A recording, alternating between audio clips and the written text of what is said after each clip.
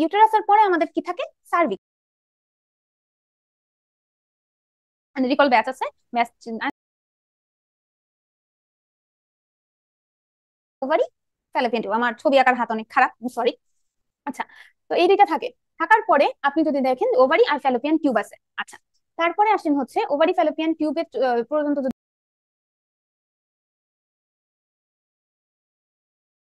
আপনারা করতে পারি, এটা হচ্ছে এন্ডো সার্ভিক্স।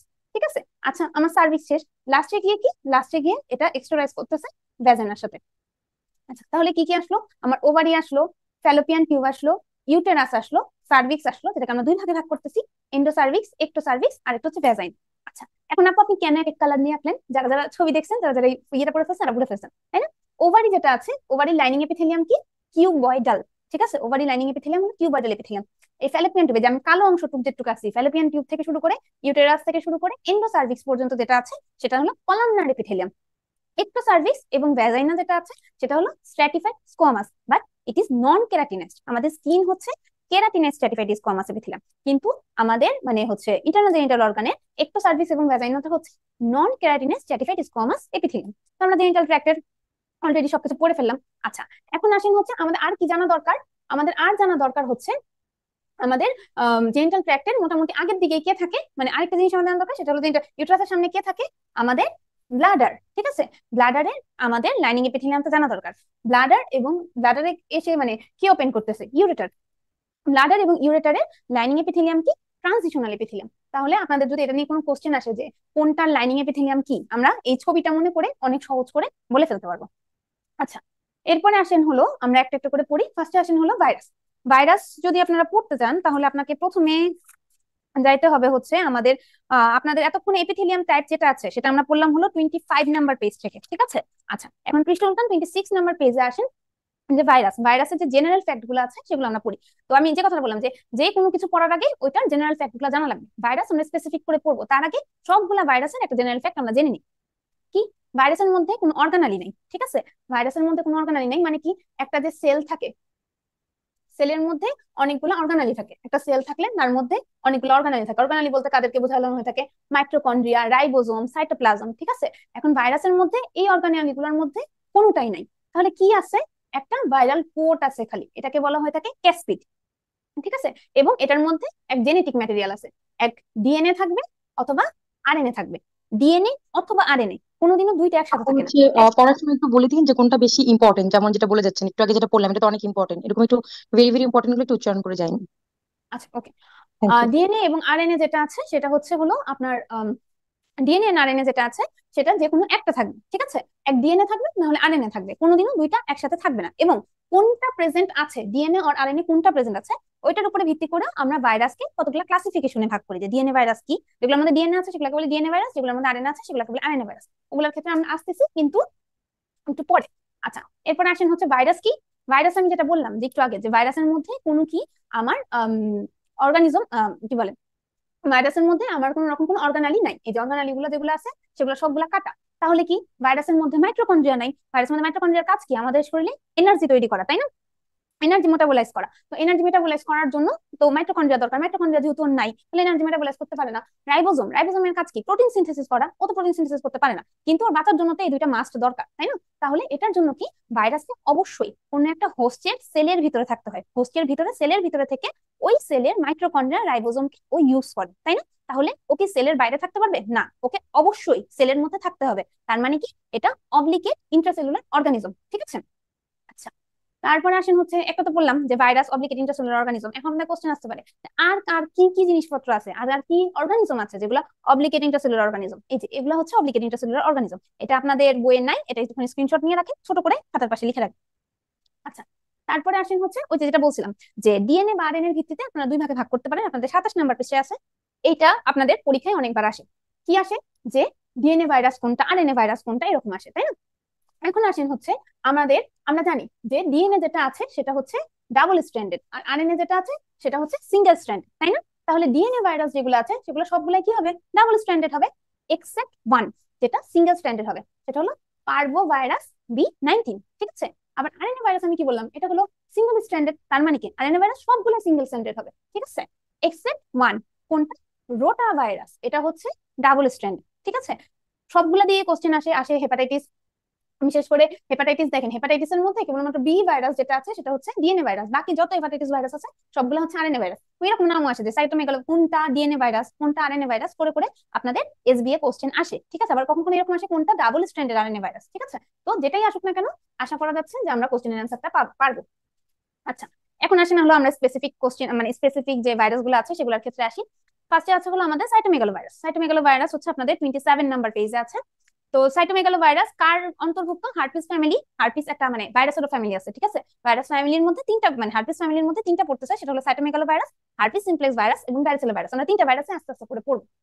ফার্স্টে আসেন হচ্ছে সাইটোমেগালো ভাইরাস। আমি যে ভাইরাসে পড়তে যাবো না কেন প্রথমেই দেখবেন যে প্রথমেই লেখা, আপনাদের শীটেও লেখা আমার লেকচারও লেখা, মানে আমার তো শীট বেস করে লেকচারটা বানানো, যে ডিএনএ নাকি আরএনএ ভাইরাস সেটা কিন্তু আপনি ওই যে প্রথম যে বক্সটা আছে ওটা থেকে আপনার পড়া হয়ে গেছে, ঠিক আছে। আচ্ছা, এটা ডিএনএ ভাইরাস আমরা পড়ে ফেললাম অলরেডি, এটা হার্পিস ভাইরাস ফ্যামিলির অন্তর্ভুক্ত। আচ্ছা, এরপরে দুইটা লাইন আপনাদের শীটে নাই, অ্যাড করে দিবেন। সেটা হচ্ছে আমরা প্রেগন্যান্সিতে টর্চ স্ক্রিনিং করি, ঠিক আছে। টর্চ স্ক্রিনিং এর মধ্যে একটা ইম্পর্টেন্ট ভাইরাস হচ্ছে সাইটোমেগালো ভাইরাস, ঠিক আছে। টর্চ ফর কি আপনারা পারেন এটা একটু দেখে নেবেন।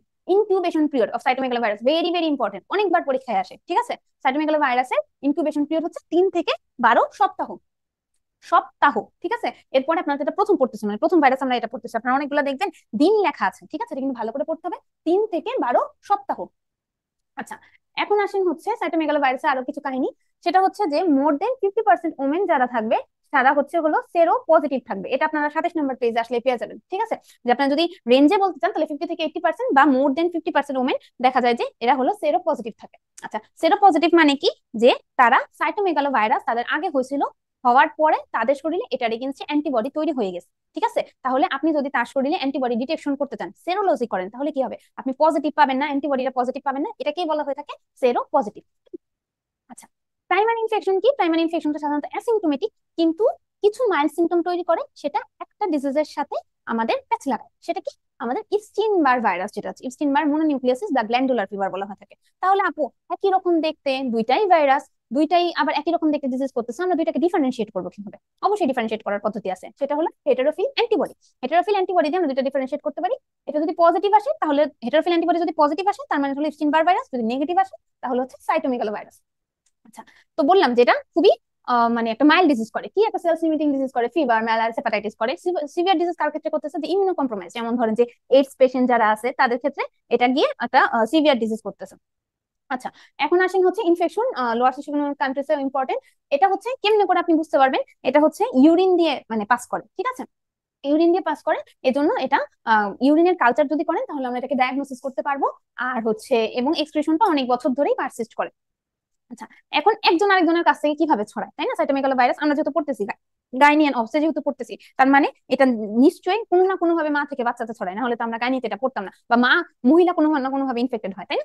আচ্ছা, এটা সেক্সুয়ালি ট্রান্সমিটেড একটা ডিজিজ, এটা সিমেন স্যালাইভা সার্ভাইকাল সিক্রেশন দিয়ে হয় এবং ব্রেস্ট মিল্ক দিয়ে হয়। তার মানে কি? এটা সেক্সুয়ালি ট্রান্সমিটেড একটা ডিজিজ, এবং তার সাথে মা যদি বাচ্চাকে ব্রেস্ট মিল্ক পান করে তাহলেও কিন্তু সাইটোমেগালো ভাইরাস বাচ্চার শরীরে যাইতে পারে। আচ্ছা, তাহলে হলো এই যে এই পার্সেন্টেজ গুলা কিন্তু আমাদের এমআরসিওজির জন্য ইম্পর্টেন্ট। হ্যাঁ, এমআরসিওজির জন্য ইম্পর্টেন্ট, কারণ হচ্ছে আমাদের এমআরসিওজিতে এই পার্সেন্টেজ গুলা একটু আসে। আচ্ছা, ভার্টিকাল ট্রান্সমিশন 2% রেট যেটা আছে সেটা 2% প্রেগনেন্ট ওমেনদের ক্ষেত্রে এই প্রাইমারি ইনফেকশনটা হয়।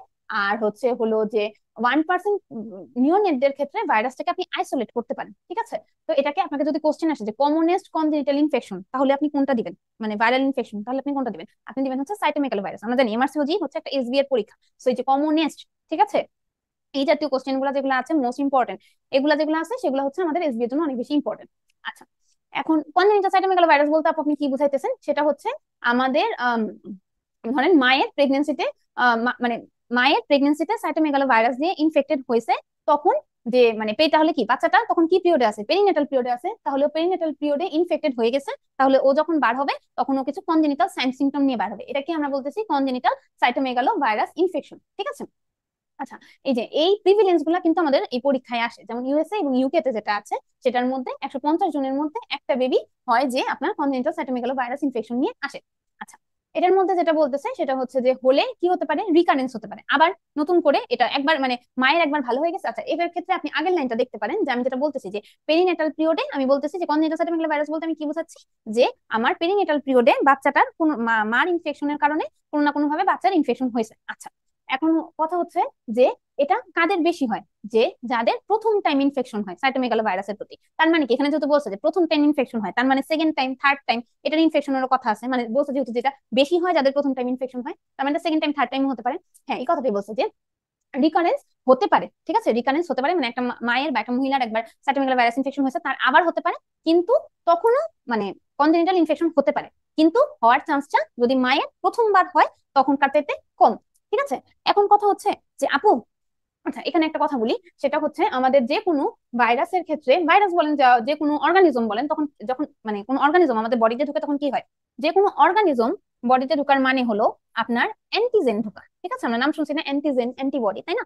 অর্গানিজম ঢোকা মানে হচ্ছে অ্যান্টিজেন ঢোকা। ঠিক আছে, সেই অ্যান্টিজেন যখন আমাদের বডিতে ঢুকে তখন এটা কি করে, আমাদের বডিতে কিছু ইমিউনো রেসপন্স করে। ইমিউনো রেসপন্স করার কারণে আমাদের বডিতে তখন কি তৈরি হয়, অ্যান্টিবডি তৈরি হয়। ঠিক আছে, এই কারণে কি হয়, অ্যান্টিবডিটা আমাদের বডিতে পারসিস্ট করে। এজন্য পরবর্তীতে যদি কোনো অ্যান্টিজেন আসে তাহলে দেখা যায় এই অ্যান্টিজেনটাকে এই অ্যান্টিবডিটা প্রতিহত করতে পারে, তাই না? তাহলে আপু, মায়ের যে আগে ইনফেকশন হয়েছিল তার মানে তো মায়ের অ্যান্টিবডি প্রেজেন্ট আছে, তাই না? তাহলে এই অ্যান্টিবডিটা কেন বাচ্চাতে গিয়ে বাচ্চাকে ভালো রাখতে পারতেছে না? কারণ এই অ্যান্টিবডিটা যেটা আছে, অ্যান্টিবডিটা একটা হচ্ছে ইমিউনোগ্লোবুলিন জি।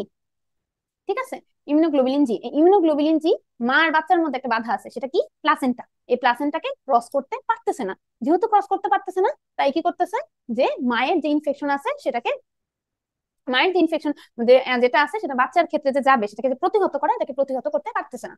আচ্ছা, এখন আসেন হচ্ছে, যেটা সেটা হচ্ছে হিমোগ্লোবিন জি, যেটা প্লাসেন্টা ক্রস করতে পারে, তাহলে এই ক্ষেত্রে কেন পারে না?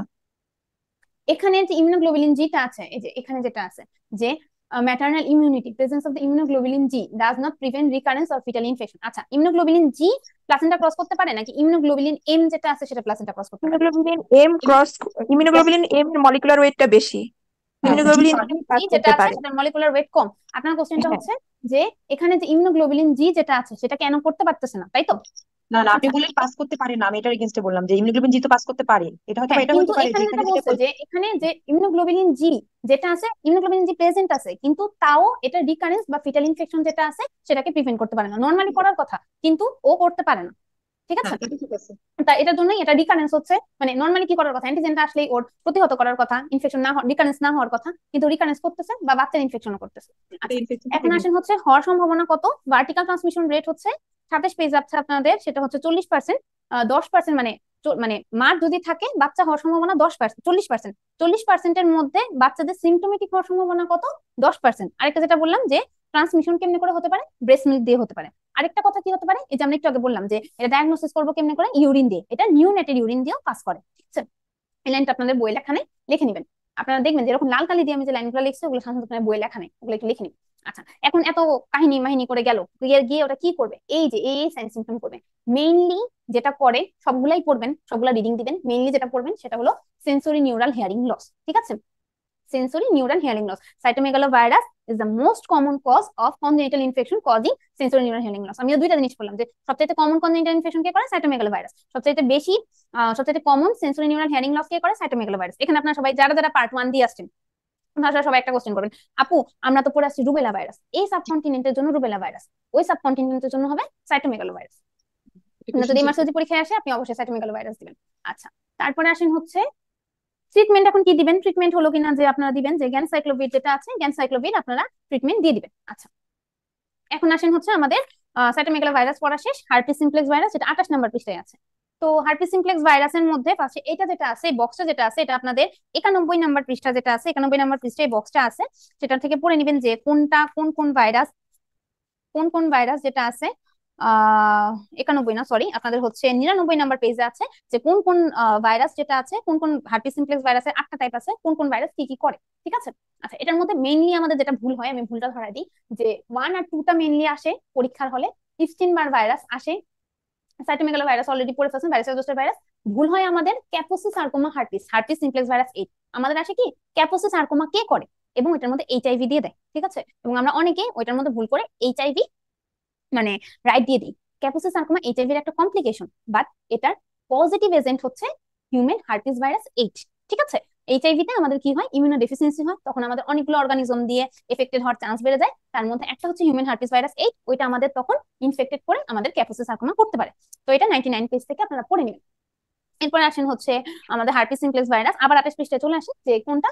তো ডিএনএ ভাইরাস তো পড়ছি, এটার মধ্যে টাইপ 1 টাইপ 2 যেটা আছে আগের লাইনে পড়ে আসছি যে কোনটা কোথায় কি করে। টাইপ 1টা হচ্ছে ওরোল্যাবিয়াল করে, টাইপ 2 যেটা আছে সেটা জেনিটাল ইনফেকশন করে, ঠিক আছে। আচ্ছা, তারপরে আসেন হচ্ছে টাইপ 1 কোনটার প্রিভিলেন্স বেশি, এটা আপনাদের বইয়ে দেওয়া নাই, এটা একটুখানি লিখে নিবেন যে কোনটার প্রিভিলেন্স বেশি। আপনাদের হচ্ছে টাইপ 2 এর প্রিভিলেন্স বেশি 70%। খালি কোনটার প্রিভিলেন্স বেশি এটা কোশ্চেন আসে না, মাঝে মধ্যে কোশ্চেন আসে যে কত পার্সেন্ট করে করে আসে, সো পার্সেন্টেজ সহ মুখস্থ করবেন, ঠিক আছে। আর ইনকিউবেশন পিরিয়ড তো লেখাই আছে, এই যে দেখেন 3 থেকে 7 দিন, ব্র্যাকেটে লিখে রাখেন 21 দিন, কারণ একবার রিকলসে একটা কোশ্চেন আসছিল যে আপনার 3 থেকে 7 দিন না, জাস্ট খালি 21 দিন অপশনস লেখা ছিল এবং অ্যান্সারটা ছিল 21 দিন, ঠিক আছে। তো 21 দিন যদি 3 থেকে 7 দিন থাকে তাহলে 3 থেকে 7 দিন দিবেন, যদি স্পেসিফিক করে 21 দিন লেখা থাকে তাহলে 21 দিন অ্যান্সার দিবেন। আচ্ছা, প্রাইমারি ইনফেকশন কি? প্রাইমারি ইনফেকশন যেটা একটা বলতেছিলাম যে প্রশ্ন ছিল। হ্যালো, হ্যাঁ হ্যাঁ, যে আপু, আমরা হচ্ছে মনে হয় যে সাইটোমেগালো ভাইরাস যেটা, এটা মনে হয় যে হার্পিস সিমপ্লেক্স 4 পড়ছিলাম, আর ইপস্টেইন-বার 5 ছিল। এখন কি এখানে কি ইপস্টেইন-বার 4 হবে? ইপস্টিন-বার ভাইরাস 4, সাইটোমেগালো ভাইরাস 5। আমরা মনে হয় 5-এ ইপস্টেইন পড়ছিলাম, তার মানে এক্ষেত্রে ইপস্টেইন 4। হ্যাঁ, ইপস্টিন 4 ভাইরাস, সাইটোমেগালো ভাইরাস 5 ভাইরাস। আপনি কোথায় পড়ছিলেন যে সাইটোমেগালো ভাইরাস 4? আমরা হচ্ছে কারণ এফসিপিএস এর জন্য আমরা জেনেসিস শীট থেকে পড়েছিলাম 1 2, সাথে 3 ছিল হচ্ছে ভ্যারিসেলা, 4 ছিল আচ্ছা সাইটোমেগালো, 5 ছিল ইপস্টেইন-বার, 6 7 8। আচ্ছা, এটা আপু আমি যতটুকু জানি এটাই ঠিক যে সাইটোমেগালো ভাইরাস যেটা আছে, ইপস্টিন-বার ভাইরাস যেটা আছে সেটা 4 নাম্বার এবং সাইটোমেগালো ভাইরাস যেটা আছে সেটা 5 নাম্বার, মোটামুটি এটাই আচ্ছা, ঠিক। আচ্ছা, ঠিক আছে। ইনকিউবেশন পিরিয়ড আচ্ছা গেল যেটা, তো এটা কি আমরা বুঝবো কিভাবে যে এটা আমাদের ইনফেকশন হয়েছে হার্পিস সিমপ্লেক্সের? আচ্ছা, হার্পিস সিমপ্লেক্সের ভাইরাসে সাধারণত ওই যে সাইটোমেগালো ভাইরাসের মধ্যে এটা অ্যাসিম্পটোমেটিক থাকে, কিন্তু এটা কি করে, এটা একটা পেইনলেস আলসার। এত কিছু লেখা কথা মনে রাখার দরকার নেই, মেইন কথা মনে রাখেন, এটা একটা পেইনফুল আলসার, পেইনলেস না সরি, পেইনফুল আলসার তৈরি করে, ঠিক আছে। এইটা দেখে আপনি বুঝতে পারবেন, কারণ কি আপনাকে এটা গ্যাঞ্জাম লাগাবে হচ্ছে সিফিলিসের সাথে। আমরা এরপরে ক্লাসে সিফিলিস করবো, ওইটার মধ্যে আপনারা দেখবেন যে একটা পেইনলেস আলসার তৈরি করে, আর হার্পিস হলো পেইনফুল আলসার তৈরি করে। আপনাকে এমন একটা সিনারিও দিবে আপনার মনে হবে পুরোটা সিফিলিস, কিন্তু এই যে পেইনফুল, এই পেইনফুলটা দেখে আপনি ডিফারেন্সিয়েট করতে পারবেন যে না, এটা সিফিলিসে কখনো পেইনফুল আলসার হয় না, ওখানে পেইনলেস আলসার হয়। পেইনফুল আলসার মানে সবচেয়ে মোস্ট কমন কজ হচ্ছে হার্পিস সিমপ্লেক্স ভাইরাস। এছাড়াও যে অন্যান্য জিনিসপত্র যেগুলো আছে ওগুলো করতে পারে, এগুলো একটু রিডিং দিবেন। এছাড়াও কি এটা আমার মানে আমার তো যেমন কিসের জন্য ভালো লাগে যে আমরা যখন এসওপিএস যারা এইমাত্র আপু যে বললেন এসওপিএস যখন পড়ছি তখন কি হয়েছে, এই আলসারে সবকিছু পড়ছি, ঠিক আছে, কিন্তু ফিমেলদের কোথায় হয় এটা কিন্তু এত বেশি পড়ি নাই, তাই না। এখানে সবকিছুই হচ্ছে ইমার্সিওলজির হচ্ছে আপনার মানে আপনি যে অবস এবং গাইনি রিলেটেড যে পরীক্ষাটা আছে পুরোটা কি অবস এবং গাইনি রিলেটেড, যে আপনার কাছে যে মহিলাটা আসবে আপনার কাছে ওই লোকটা আসবে না, তাই না, মহিলাটা আসবে, হাজবেন্ড আসবে না, ওয়াইফটা আসবে, তার কোথায় কোথায় কি কি প্রবলেম থাকতে পারে আপনাকে একদম ওই বেসিস করে ওইটার উপরে বেশি ফোকাস করে পড়ানো হবে। আচ্ছা যাই হোক, প্রাইমারি ইনফেকশন যেটা আছে আমি বললাম পেইনফুল আলসার করে, সেটা কই হয়, সার্ভিক্সে সবচেয়ে বেশি হয় 70%, ঠিক আছে 70%, এটা কিন্তু আসে পরীক্ষায়। আচ্ছা, এটাই হলো একটা ডোমিনেন্ট ডরমেন্ট থাকতে পারে, ডরমেন্ট থাকতে পারে হলো ডরসাল রুট গ্যাংলিয়াতে। তার মানে কি এটা লুকিয়ে থাকে, ডরমেন্ট মানে আমরা জানি লুকিয়ে থাকে, আবার হলো কিনা যে নতুন করে রিকারেন্ট করতে পারে ইনফেকশন। কখন কখন রিকারেন্ট করবে, যদি আমাদের এই যে ট্রমা গুলো হয়, এক্সপোজার টু সানলাইট হয়, এগুলো হলে আমাদের আবার নতুন করে রিকার করতে পারে। আচ্ছা আপু, তাহলে আমাদের কাছে আসলো, এখন আমি শিওর হবো কিভাবে, ওই যে ক্লিনিক্যাল এক্সামিনেশন করে যেটা পেইনফুল পেইনলেস কি ধরনের আলসার, ভাইরাল কালচার করে আমি বলতে পারি, অন্যান্য জিনিসগুলো যেগুলো আছে এগুলো দেখে বলতে পারি। ট্রিটমেন্ট কি দিব, ট্রিটমেন্ট হচ্ছে আমরা অ্যাসাইক্লোভির ট্রিটমেন্ট দিয়ে দিব। আচ্ছা, এখন আসেন হচ্ছে হার্পিস সিমপ্লেক্স ভাইরাস যেটা আছে সেটা হচ্ছে আপনার নিওনেটদের ক্ষেত্রে আপনার ট্রান্সমিট হতে পারে। আপনার নিওনেট যারা আছে তাদের ক্ষেত্রে হার্পিস সিমপ্লেক্স ভাইরাস ট্রান্সমিট হতে পারে। এটা আপনারা পাবেন হচ্ছে 90 নাম্বার পেজ যেটা আছে এটাই আসেন, ঠিক আছে। হার্পিস সিমপ্লেক্স ভাইরাস নিওনেটে ট্রান্সমিট হতে পারে। আচ্ছা, ট্রান্সমিট কখন হতে পারে, যখন বাচ্চাটা কি হবে, বাচ্চাটা হচ্ছে আপনার বার্থ ক্যানেলের মধ্য দিয়ে, বাচ্চাটা এই যে ইউটেরাসের মধ্যে আছে, ঠিক আছে, ইউটেরাসের মধ্যে বাচ্চাটা আছে, তো ইউটেরাসের থেকে যখন বার্থ ক্যানেল দিয়ে বার হবে তখন যদি আমার এখানে হার্পিস সিমপ্লেক্স ভাইরাস থাকে, মানে হলো ইনফেক্টেড অবস্থায় থাকে মাটা, তখন হচ্ছে ডেলিভারির সময়, তাহলে তখন হচ্ছে হওয়ার সম্ভাবনাটা বেশি। ট্রান্সপ্লাসেন্টাল দিয়ে হয় না তা না, হয় কিন্তু রেয়ার। এটা হয় বেশি কি দিয়ে, যখন বাচ্চাটা এই মানে বার্থ ক্যানেল দিয়ে বার হচ্ছে। তাহলে আমরা সহজ উপায় কি, সবাইকে সিজার করে ফেলি, কিন্তু এমআরসিওজি কি গাইডলাইনে চলে যে সবাইকে ইচ্ছা করলে সিজার করা যাবে না, ঠিক আছে, ইচ্ছা করলে সবাইকে সিজার করা যাবে না, সিজার করার জন্য কতগুলো ক্রাইটেরিয়া থাকা লাগবে। আচ্ছা, এখন আসেন হচ্ছে যে এটা কখন হওয়ার সম্ভাবনা বেশি, আমি বললাম যে আমরা হার্পিস ভাইরাস যেহেতু নরমেন্ট অবস্থায় থাকে এটা রিকারেন্ট হতে পারে, তাই না, কিন্তু সব সময় মনে রাখবেন যে প্রাইমারি যদি কারো থাকে, প্রাইমারি ইনফেকশন, এটা সাইটোমেগালো ভাইরাসের বেলায় বলছিলাম যে প্রাইমারি ইনফেকশন যদি হয় তখন হওয়ার রিস্কটা বেশি, হাইয়েস্ট রিস্ক থাকে প্রাইমারি ইনফেকশন, প্রাইমারি হার্পিসে 6 সপ্তাহ অফ ডেলিভারি, ঠিক আছে, ডেলিভারি 6 সপ্তাহের মধ্যে। এমনকি মায়ের যদি মা যদি এমন বলে যে আগে, মনে করেন আমি একটু আগে আসবো, যে আমার ফার্স্ট আর সেকেন্ড ট্রাইমেস্টারে আমার এরকম একটা পেইনফুল আলসার হয়েছিল সার্ভিক্সে, এখন নাই, ঠিক আছে, কিন্তু তাও তার সম্ভাবনা বেশি থাকে, কারণ কি, তাও তার সম্ভাবনা থাকে কারণ কি, তার হচ্ছে তখনও ভাইরাল চেডিং হতে পারে, ঠিক আছে। কিন্তু এটা যেটা আছে সেটা হচ্ছে যে নিওনেটাল যে আছে, যে এটি এখান দিয়ে যখন মানে বাচ্চাটা কোনো না কোনো ভাবে যদি এফেক্টেড হয়, তাহলে হচ্ছে এটা সাধারণত এফেকশন হওয়ার চান্সটা রেয়ার।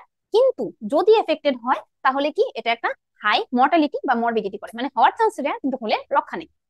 আচ্ছা, হলে কেন রক্ষা নাই আপু? কি কি হতে পারে? হতে পারে হচ্ছে আই এবং মাউথ ইনফেকশন করতে পারে, ঠিক আছে, সিএনএস ইনফেকশন করতে পারে এবং ডিসেমিনেটেড ইনফেকশন করতে পারে। এবং আমরা দেখি যে 70% ক্ষেত্রেই এই যে যেটা বললাম মিস সিভিয়ার ফর্ম হয় না, 70% ক্ষেত্রেই দেখা যায় যে সিভিয়ার ফর্মটা হয়, সিএনএস এবং ডিসেমিনেটেড ইনফেকশন যেটা আছে ওইটা হয়, ঠিক আছে। আচ্ছা, এখন আসেন হচ্ছে ফিটাল ট্রান্সমিশন কি, ফিটাল ট্রান্সমিশন কখন বেশি হয়? ফিটাল ট্রান্সমিশন হচ্ছে এটা যদি আপনারা আবার হচ্ছে ইয়েতে যান, হার্পিস সিমপ্লেক্সের যেটা আছে সেটা হচ্ছে ফিটাল ট্রান্সমিশন হচ্ছে কখন হওয়ার সম্ভাবনা বেশি থাকে।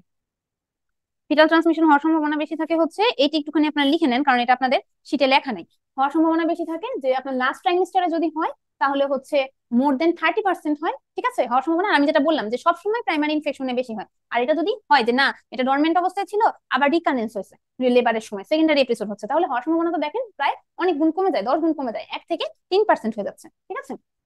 আচ্ছা, তারপরে আসেন হচ্ছে রিলেটিভ ইন্ডিকেশন অফ সিএস, এটা আপনাদের বই লেখা নেই। তাহলে আমি একটু আগে যে ছবিটা দেখাইলাম, ঠিক আছে, আপনার কাছে একটা হার্পিস সিমপ্লেক্সের রোগী আসছে, আপনি কখন তাকে অবশ্যই সিজার করবেন। হার্পিস সিমপ্লেক্সের রোগী আসলো আর ধরে বেঁধে সিজার করে দিলাম তা হবে না। তাহলে আমরা কখন সিজার করবো? একটু আগে যেটা বললাম যে এই বাচ্চার কখন হার্পিস সিমপ্লেক্স হওয়ার সম্ভাবনা থাকে, এই বাচ্চা যখন এই বার্থ ক্যানেল দিয়ে বার হয়, ঠিক আছে। তো মাটা যখন এখানে রাপচার মেমব্রেন নিয়ে আসবে, যে এখানে মেমব্রেনটা রাপচার হয়ে গেছে, তাহলে এখানে যত হার্পিস সিমপ্লেক্স ভাইরাস আছে সবগুলা বেয়ে বেয়ে উপরে উঠে যাবে, উপরে উঠে গিয়ে হলো মায়ের মানে বাচ্চার যেটা আছে বাচ্চার ইনফেকশন করবে। এছাড়া spontaneous rupture of the membrane বা বাচ্চার মেমব্রেন যেটা আছে সেটা স্পন্টেনিয়াস রাপচার হয়ে গেল, তখন কি হবে যে বাচ্চাকে যে মানে বিয়ে দিতে ছিল এটা দিতে মানে কি বলবো না ইমিউনিটি দিতে ছিল সেটা দিতে পারবে না, ভাইরাস উপরে চলে যাবে, ইনফেকশন করবে। আচ্ছা, এখন আসেন হলো ট্রিটমেন্ট। ট্রিটমেন্টের মধ্যে কি ফার্স্ট এবং সেকেন্ড ট্রাইমেস্টার যেটা বলি, এই যে আমি যেটা বলতেছিলাম যে কেউ যদি আপনার কাছে ফার্স্ট এবং সেকেন্ড ট্রাইমেস্টারে নিয়ে আসে যে তার জেনিটাল হার্পিস হয়েছে, তার ট্রিটমেন্ট আপনি কি দিবেন? এটা ট্রিটমেন্টটা হবে আপনার ট্রাইমেস্টার ওয়াইজ, যেটা বললাম যে জেনিটাল হার্পিস নিয়ে একটা মানে প্রেগনেন্ট মহিলা যদি আপনার কাছে আসে, তার ট্রিটমেন্টটা হবে হচ্ছে উনি কোন ট্রাইমেস্টারে আসছে এটা ওয়াইজ। আচ্ছা, উনি যদি ফার্স্ট এবং সেকেন্ড ট্রাইমেস্টারে আসে তাহলে আমরা কি দিব? আমরা তাকে মানে প্রথমে ধরেন আসছে আপনার কাছে যে একদম একটা পেইনফুল আলসার নিয়ে, ইনিশিয়াল এপিসোড নিয়ে, তাহলে আপনি তখন কি দিবেন? আপনি তাকে 400 মিলিগ্রাম অ্যাসাইক্লোভির দিনে 3 বার করে দিয়ে দিবেন। কতদিনের জন্য? 5 দিনের জন্য, ঠিক আছে। আচ্ছা, দিয়ে শেষ। তারপরে সে যখন 36 সপ্তাহে যাবে তখন থেকে আবার তাকে 400 মিলিগ্রাম করে টিডিএস দিবেন যতদিন পর্যন্ত তার ডেলিভারি না হয়, ঠিক আছে। কেন? কারণ হচ্ছে এইটা যে লেশন যেটা আছে আমি বললাম যে ঠিক হয়ে যাওয়ার পরেও শেডিং হতে পারে, ঠিক আছে, আমি কিন্তু এর আগেই পড়াইছি। সো যে এই যে আমরা পরে যে একটা সাপ্রেসিভ ডোজ দিচ্ছি এটার কারণে কি হচ্ছে? ভাইরাল লোড যেটা আছে সেটা কমে যাচ্ছে। এটার কারণে কি হচ্ছে? যে আপনার যে নিচে জেনিটাল ট্র্যাক্ট আছে ভাইরাসের সংখ্যা কমে যাচ্ছে, এটার জন্য ভাইরাস ইনফেক্ট করবে, কম থাকলে কি বাচ্চাকে ভাইরাস ইনফেক্ট করবে, এর পরিমাণে ভাইরাস নাই, এজন্য কি আপনি তখন বাচ্চাটাকে নর্মাল ডেলিভারি অ্যালাউ করতে, নর্মাল ভ্যাজাইনাল ডেলিভারি অ্যালাউ করতে পারবেন, তার সিজারিয়ান সেকশন দরকার হবে না, তাই না? যে এটা সিজারিয়ান সেকশনের রেট কমায় দেয়। কিন্তু যদি থার্ড ট্রাইমেস্টারে আসে তাহলে কি দিব? থার্ড ট্রাইমেস্টারে আসলে তখন কি আপু এরকম ইনিশিয়াল এপিসোডের জন্য দিব আবার পরে একটা দিব? না, থার্ড ট্রাইমেস্টার মানে একদম লাস্টে, আমি তখন যে দেওয়া শুরু করব এটা একদম ডেলিভারি পর্যন্ত চালাবো। তাহলে আমরা কি বুঝলাম? ফার্স্ট এবং সেকেন্ড ট্রাইমেস্টারে আমার মাঝখানে একটা গ্যাপ থাকবে, কিন্তু থার্ড ট্রাইমেস্টারে আমার কোনো গ্যাপ থাকবে না, আমি যে ট্রিটমেন্ট শুরু করব সেটা ডেলিভারি পর্যন্তই চলবে। আচ্ছা, আর আমি একটু আগে বলছি যে যাদের প্রাইমারি ইনফেকশন হয় তাদের হওয়ার সম্ভাবনা অনেক বেশি থাকে, যাদের এরকম প্রাইমারি এপিসোড হবে মানে হার্পিস সিমপ্লেক্স ভাইরাসেস থার্ড ট্রাইমেস্টারে, তাদের ক্ষেত্রে আমরা নর্মাল ডেলিভারি ট্রায়ালে যাবো না, তাদের ক্ষেত্রে আমরা সরাসরি সিজারিয়ান সেকশনে যাবো। আচ্ছা, এরপরে আসেন হচ্ছে আমাদের ব্যারিসেলা জোস্টার ভাইরাস যেটা আছে, মানে হার্পিস সিমপ্লেক্স ভাইরাস কিন্তু পড়া শেষ। আচ্ছা, এরপর আসেন হচ্ছে ব্যারিসেলা জোস্টার ভাইরাস যেটা আছে, আবার আপনারা চলে আসেন হচ্ছে আমাদের 28 নম্বর পেজে। সেম ডিএনএ না আরএনএ বলবেন কোন ভাইরাস ফ্যামিলির, ইনকিউবেশন পিরিয়ড দেখেন সবগুলা কিন্তু ডে, আমি এই জন্যই ওইটা উইক স্পেসিফিক করে আপনাদেরকে বলছিলাম। আচ্ছা, স্প্রেড বাই কি? স্প্রেড বাই হচ্ছে হলো আপনার ড্রপলেট ইনফেকশনের মাধ্যমে হয়। ভ্যারিসেলা জোস্টার ভাইরাস আমাদের দুইটা ডিজিজ করে, একটা কি করে চিকেন পক্স করে, শিঙ্গেলস করে, ঠিক আছে। মানে এটা প্রাইমারি ইনফেকশন যেটা আছে সেটা হলো চিকেন পক্স করে, এবং এটা হচ্ছে আপনার আমাদের বডিতে ডর্সাল রুট গ্যাংলিয়ায় ডরমেন্ট অবস্থায় থাকতে পারে, মানে লুকায়িত অবস্থায় থাকতে পারে, লুকায়িত অবস্থায় অনেক দিন ধরে থাকে, তারপরে এটা যখন আবার গিয়ে নতুন করে জাগ্রত হয় তখন গিয়ে যে ডিজিজটা করে সেটাকে আমরা বলতেছি শিঙ্গেলস, ঠিক আছে। আচ্ছা, তাহলে এটা কখন কন্টাজিয়াস থাকে এটা একটা ইম্পর্টেন্ট কোশ্চেন, এটা আসে পরীক্ষায় যে এটা কতক্ষণ ধরে কন্টাজিয়াস থাকে। কন্টাজিয়াস থাকে হচ্ছে র্যাশের উপরে ডিপেন্ড করে। র্যাশ অ্যাপেয়ার করার 48 ঘন্টা আগের থেকে আমার শুরু হয়, যে আমি মানে তখন থেকে আমি কি বলবো কন্টাজিয়াস, মানে আমি ডিজিজটাকে পাস করতেছি। এবং কতক্ষণ পর্যন্ত আমি কন্টাজিয়াস? যতক্ষণ না পর্যন্ত আমার সবগুলা ভেসিকল যেগুলো আছে সেগুলো ক্রাস্টেড ওভার না হয়, ঠিক আছে? তাহলে এটা কিন্তু অনেক ইম্পর্টেন্ট যে আমাদের কন্টাজিয়াস পিরিয়ডটা কতখানি। র্যাশ অ্যাপিয়ার করে 48 ঘন্টা আগের থেকে শুরু হবে এবং শেষ হবে যতক্ষণ না পর্যন্ত সবগুলা ভেসিকল ক্রাস্টেড ওভার না হয়। তো এটা আগেই বলছি আমি যে ডরমেন্ট থাকতে পারে কোথায়। আচ্ছা, আরেকটা জিনিস কি যে আমরা যেটা চিন্তা করি যে চিকেন পক্স বুঝি কন্টাজিয়াস, সিঙ্গেলস বুঝি কন্টাজিয়াস না, সিঙ্গেলসও কিন্তু কন্টাজিয়াস। আচ্ছা, এখন কথা হলো আমরা জানি চিকেন পক্স যদি একবার হয় কারো হয় না, তাই না? তাহলে চিকেন পক্স এটা একটা লাইফ লং ইমিউনিটি দেয়। আচ্ছা, যেহেতু আমি একটু আগে বললাম যে ইমার্সিওলজি পরীক্ষা আপনাকে পরীক্ষা মানে পড়াচ্ছি মানেই এটা সামহাউ ওই মহিলা এবং বাচ্চার কোনো না কোনো ভাবে ক্ষতি করে। ভ্যারিসেলা জোস্টার ভাইরাস আমাদের মানে প্রেগনেন্সিকে এফেক্ট করে, ঠিক আছে? প্রেগনেন্সিকে এফেক্ট করে, বাচ্চাকে এফেক্ট করে। সো একটা মা যদি আপনার কাছে আসে যে আমি আগেই আসলো, ধরেন প্রেগনেন্সি হওয়ার আগে আসলো যে না আমি চাই না আমার এরকম চিকেন পক্স হোক, আমার কোনোদিন চিকেন পক্স হয়নি, সো আমার তো আর হবে না এই কথা আমি বলতে পারি না, সো আমার হওয়ার তো চান্স আছে, সো আমি চাই যে আগের থেকে একটু ভ্যাকসিন নিয়ে প্রিভেনশনের মধ্যে থাকতে। তো এটা কি পসিবল? না, এটা পসিবল না। আপনার হচ্ছে ভ্যাকসিন আপনি দিতে পারবেন না, কারণ ভ্যাকসিন অ্যাভেলেবেল না, ঠিক আছে? সো আপনার কি দিতে হবে? উনি যদি কখনো কারো সংস্পর্শে আসে, ওনার যদি হওয়ার সম্ভাবনা বেশি থাকে, তখন তাকে ইমিউনোগ্লোবুলিন দিতে হবে। তো আমরা এখানে একটুখানি যাই আগে কথাগুলা, ভ্যাকসিন ইমিউনোগ্লোবুলিন কি, তাহলে আপনাদের জন্য বুঝতে সুবিধা হবে। আমি একটু আগেই আপনাদেরকে যখন পড়াইলাম তখন হলো যে পড়াইলাম যে অ্যান্টিজেন বডিতে ঢুকে অ্যান্টিবডি রেসপন্স একটা আছে তৈরি করা, ওটা হলো ডিজিজ সংক্রান্ত একটা জিনিস বুঝাইলাম। সেম গোস ফর ভ্যাকসিন, ঠিক আছে? ভ্যাকসিনেও আপনার বডিতে একটা অ্যান্টিজেন ঢুকতেছে, বাট এই অ্যান্টিজেনটা হচ্ছে একটু মরা ধরা অ্যান্টিজেন, ঠিক আছে? মানে আপনার ভাইরাস পার্টিকেলে ঢুকাইতেছে, কিন্তু ভাইরাস পার্টিকেলটাকে একটু মেরে টেরে, মানে কি বলবো, নাম ও এত বেশি শক্তিশালী না, ওকে একেবারে মেরে ধরে ও দুর্বল করে ওকে পাঠাইতেছে, যাতে গিয়ে ও ডিজিজ কন্ডিশন বডিতে তৈরি না করতে পারে, জাস্ট খালি গিয়ে একটা ইমিউনো রেসপন্স প্রোভাইড করে আমাদের বডিতে অ্যান্টিবডি তৈরি করতে পারে। অ্যান্টিবডি তৈরি করলে সুবিধা কি? তাহলে এটা তো হলো আমি বলছিলাম মরা ধরা ভাইরাস, তাই না? যখন অ্যাকচুয়াল ভাইরাস আসবে তখন গিয়ে যেন অ্যান্টিবডি যেটা আছে সেটা যেন এটার ক্ষেত্রে এটার সঙ্গে ঢিসুম করতে পারে, ঠিক আছে? আচ্ছা, এখন ভ্যাকসিনটা অ্যাভেলেবল না, তাহলে ভ্যাকসিনটা অ্যাভেলেবল না, এক নম্বর কথা। আর দুই নম্বর কথা, এই যে অ্যান্টিজেনটা যাবে, অ্যান্টিবডি ইমিউনো রেসপন্স করে অ্যান্টিবডি তৈরি করবে, এটা কি একটা টাইম কনজিউমিং পিরিয়ড, তাই না? অনেক সময় দেখা যায় যে আপনার এই টাইমটা নাই, ঠিক আছে? ধরেন চিকেন পক্সের একটা রোগীর কাছে আপনি গেছেন, এই যে আমি বললাম যে ইনফেক্টিভ পিরিয়ড কতখানি, তা আপনি এর মধ্যে গেছেন, আপনার কাছে এই টাইমটা নাই যে আপনি ভ্যাকসিন দিয়ে অ্যান্টিবডি তৈরি হওয়া পর্যন্ত আপনি অপেক্ষা করতে পারবেন। তাহলে আপনার সাথে সাথে একটা কোনো কিছু তৈরি করতে হবে, সাথে সাথে আপনাকে একটা মানে কি বলবো প্রোটেকশন দিতে হবে। তো সাথে সাথে প্রোটেকশন দেওয়ার জন্য আমি কি করবো? তখন কি ভ্যাকসিন দিলে হবে? হবে না তো, আমি বললাম একটা টাইম কনজিউমিং পিরিয়ড। তখন আমি কি করবো? তখন আমরা বডিতে সরাসরি অ্যান্টিবডি ঢুকাই দিব, ঠিক আছে? যে এত অ্যান্টিজেন ঢুকাবো, ওইটা কাহিনী করে অ্যান্টিবডি তৈরি করবে এত দরকার নেই, আমি সরাসরি বডিতে অ্যান্টিবডি ঢুকাই দিব। অ্যান্টিবডি ঢুকাই দিব মানে কি? আমরা বডিতে ইমিউনোগ্লোবুলিন, সাধারণত ইমিউনোগ্লোবুলিন জি ঢুকিয়ে দিই, ঠিক আছে? মানে এগুলাকে বলা থাকে ইমিউনোগ্লোবুলিন, এটাকে বলা থাকে প্যাসিভ ইমিউনাইজেশন, ঠিক আছে? আমাদের ইমিউনোলজি চ্যাপ্টারে আরো ভালো করে পড়ানো হবে। ইমিউনোগ্লোবুলিন আমরা ঢুকিয়ে দিই, তাহলে কি এটাও তো এক ধরনের অ্যান্টিবডি, তাই না? তখনও যদি আপনার এই অ্যান্টিজেন আসে তাহলে কি হয়? ও তখন গিয়ে ঢিসুম করতে পারবে। কিন্তু এটার অসুবিধা কি? এটা এটা যেমন তৈরি হয় এটা অনেক দিন থাকে, এটা লঙ্গার পিরিয়ড ধরে থাকে। এটা হলো কিনা যে আপনার রেডিমেড জিনিস, এটা হলো শর্টার পিরিয়ড ধরে থাকে, ঠিক আছে? এটাকে আপনাকে খুবই শর্ট টাইম একটা রেসপন্স দিবে। আচ্ছা, অনেকখানি আমরা মাইক্রোবায়োলজি পড়ে ফেললাম। আচ্ছা, এখন আসেন হচ্ছে ওই যে যেটা কথাটা বললাম যে 85% of the pregnant women are immune, যে দেখা গেছে তারা আগে চিকেন পক্স হয়ে তারা অলরেডি লাইফ লং ইমিউনিটির মধ্যে আছে। 85% ওমেন আর ইমিউন, এটা কোশ্চেনটা আসে যে কত পার্সেন্ট ইমিউন। এরপরের কোশ্চেন আসে যে এটা অনেক বেশি important, congenital fetal varicella syndrome যেটা আছে, কনজেনিটাল ফিটাল ভ্যারিসেলা সিনড্রোম যেটা আছে সেটা হচ্ছে আমরা 42 নাম্বার পেজে যদি আসি, হ্যাঁ 42 নাম্বার পেজে আপনাদের এই এটা আছে যে কনজেনিটাল ফিটাল ভ্যারিসেলা সিনড্রোম আমরা কি বুঝাচ্ছি? যে আমাদের প্রথম 20 উইকস অফ দ্য জেস্টেশনে যদি হয় মায়ের চিকেন পক্স, তাহলে বাচ্চাটারও ফিটাসেরও আপনার হচ্ছে চিকেন পক্স হওয়ার সম্ভাবনা বেশি। তাহলে ফিটাসের হচ্ছে এটা কেন বলতেছে ফিটাল ভ্যারিসেলা সিনড্রোম, এটা হওয়ার সম্ভাবনা কত? দেখেন ভাগ ভাগ করে দিছে আপনার 1 থেকে 12 সপ্তাহে কত, 13 থেকে 20 সপ্তাহে কত, আপনাদের শীটে লেখা আছে, ঠিক আছে? এটা আপনারা পড়ে নেবেন যে 1 থেকে 12 সপ্তাহে কত, 13 থেকে 20 সপ্তাহে কত, এরকম করে পার্সেন্টেজ করেও কোশ্চেন আসতে পারে। আবার আপনার আসতে পারে যে কোন সময় বেশি, 1 থেকে 12 সপ্তাহে বেশি নাকি 13 থেকে 20 সপ্তাহে বেশি, সেরকম করেও কিন্তু কোশ্চেন আসতে পারে এবং কোশ্চেন আসে, ঠিক আছে? এটা কিন্তু আমরা বললাম ফিটাল ভ্যারিসেলা সিনড্রোম। আরেকটা জিনিস কি আছে? আরেকটা জিনিস আছে হচ্ছে আপনার এরপরের ইয়ের মধ্যে দেখেন নিওনেটাল ভ্যারিসেলা সিনড্রোম, এটা কিন্তু ফিটাল বললাম। আরেকটা হচ্ছে neonatal varicella syndrome. Neonatal varicella syndrome কি? যদি এটা তো বললাম যে মায়ের যদি 20 সপ্তাহের মধ্যে হয় তাহলে, আর যদি মায়ের মানে থার্ড ট্রাইমেস্টারে ঠিক ডেলিভারির আগে আগে হয়ে যায়, ঠিক আছে, তখন তো বাচ্চাটা কয়দিন পরে বার হয়ে যাবে, তখন কি বাচ্চাটা বের হয়ে গেলে কি তখন নিওনেট, তো এটার জন্য তখন হতে পারে নিওনেটাল ভ্যারিসেলা সিনড্রোম।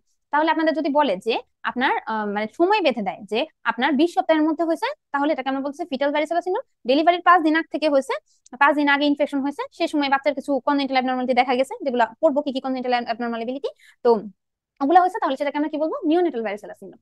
আচ্ছা, এখন আসেন কি কি হতে পারে। এই যে এই আপনার হতে পারে এই প্রবলেম গুলো হতে পারে, এটা এত ইম্পর্টেন্ট না কি কি হতে পারে, এটা আসে না এত বেশি। এরপর আসেন যে বাচ্চার তো এটাই হতে পারে, ঠিক আছে। আবার আসেন 29 পৃষ্ঠায় মায়ের কি কি হতে পারে। মায়ের হতে পারে এই যে এই কমপ্লিকেশন গুলো, ঠিক আছে। এই যে নিউমোনাইটিস 10%, এইটাই আসে পরীক্ষায় বেশি, ঠিক আছে। বাকিগুলো এত বেশি আসে না। নিউমোনাইটিস কত পার্সেন্ট হয়? নিউমোনাইটিস 10% হয়, এটাই পরীক্ষায় বেশি আছে। আচ্ছা, এখন আসেন হচ্ছে ভ্যারিসেলা আপু আগের জোস্টারের। আপু জি আপু, আগের স্লাইডটা একটু। এটা আপনাদের 29 নাম্বার পেজে আছে। ও আচ্ছা, থ্যাংক ইউ। আচ্ছা, এখন আসেন হচ্ছে আপনাদের 41 নাম্বার পেজে। আচ্ছা, এখন যেটা আছে সেটা হলো একটা মা, একটা সিনারিও এরকম দিবে আপনাদেরকে যে একটা মা আপনার কাছে আসছে, সে হচ্ছে চিকেন পক্স একজন রোগীর মানে রোগীর কাছাকাছি গেছে, ঠিক আছে। রোগীর সাথে তার দেখা হয়েছে বা রোগীর কাছাকাছি সে গেছে।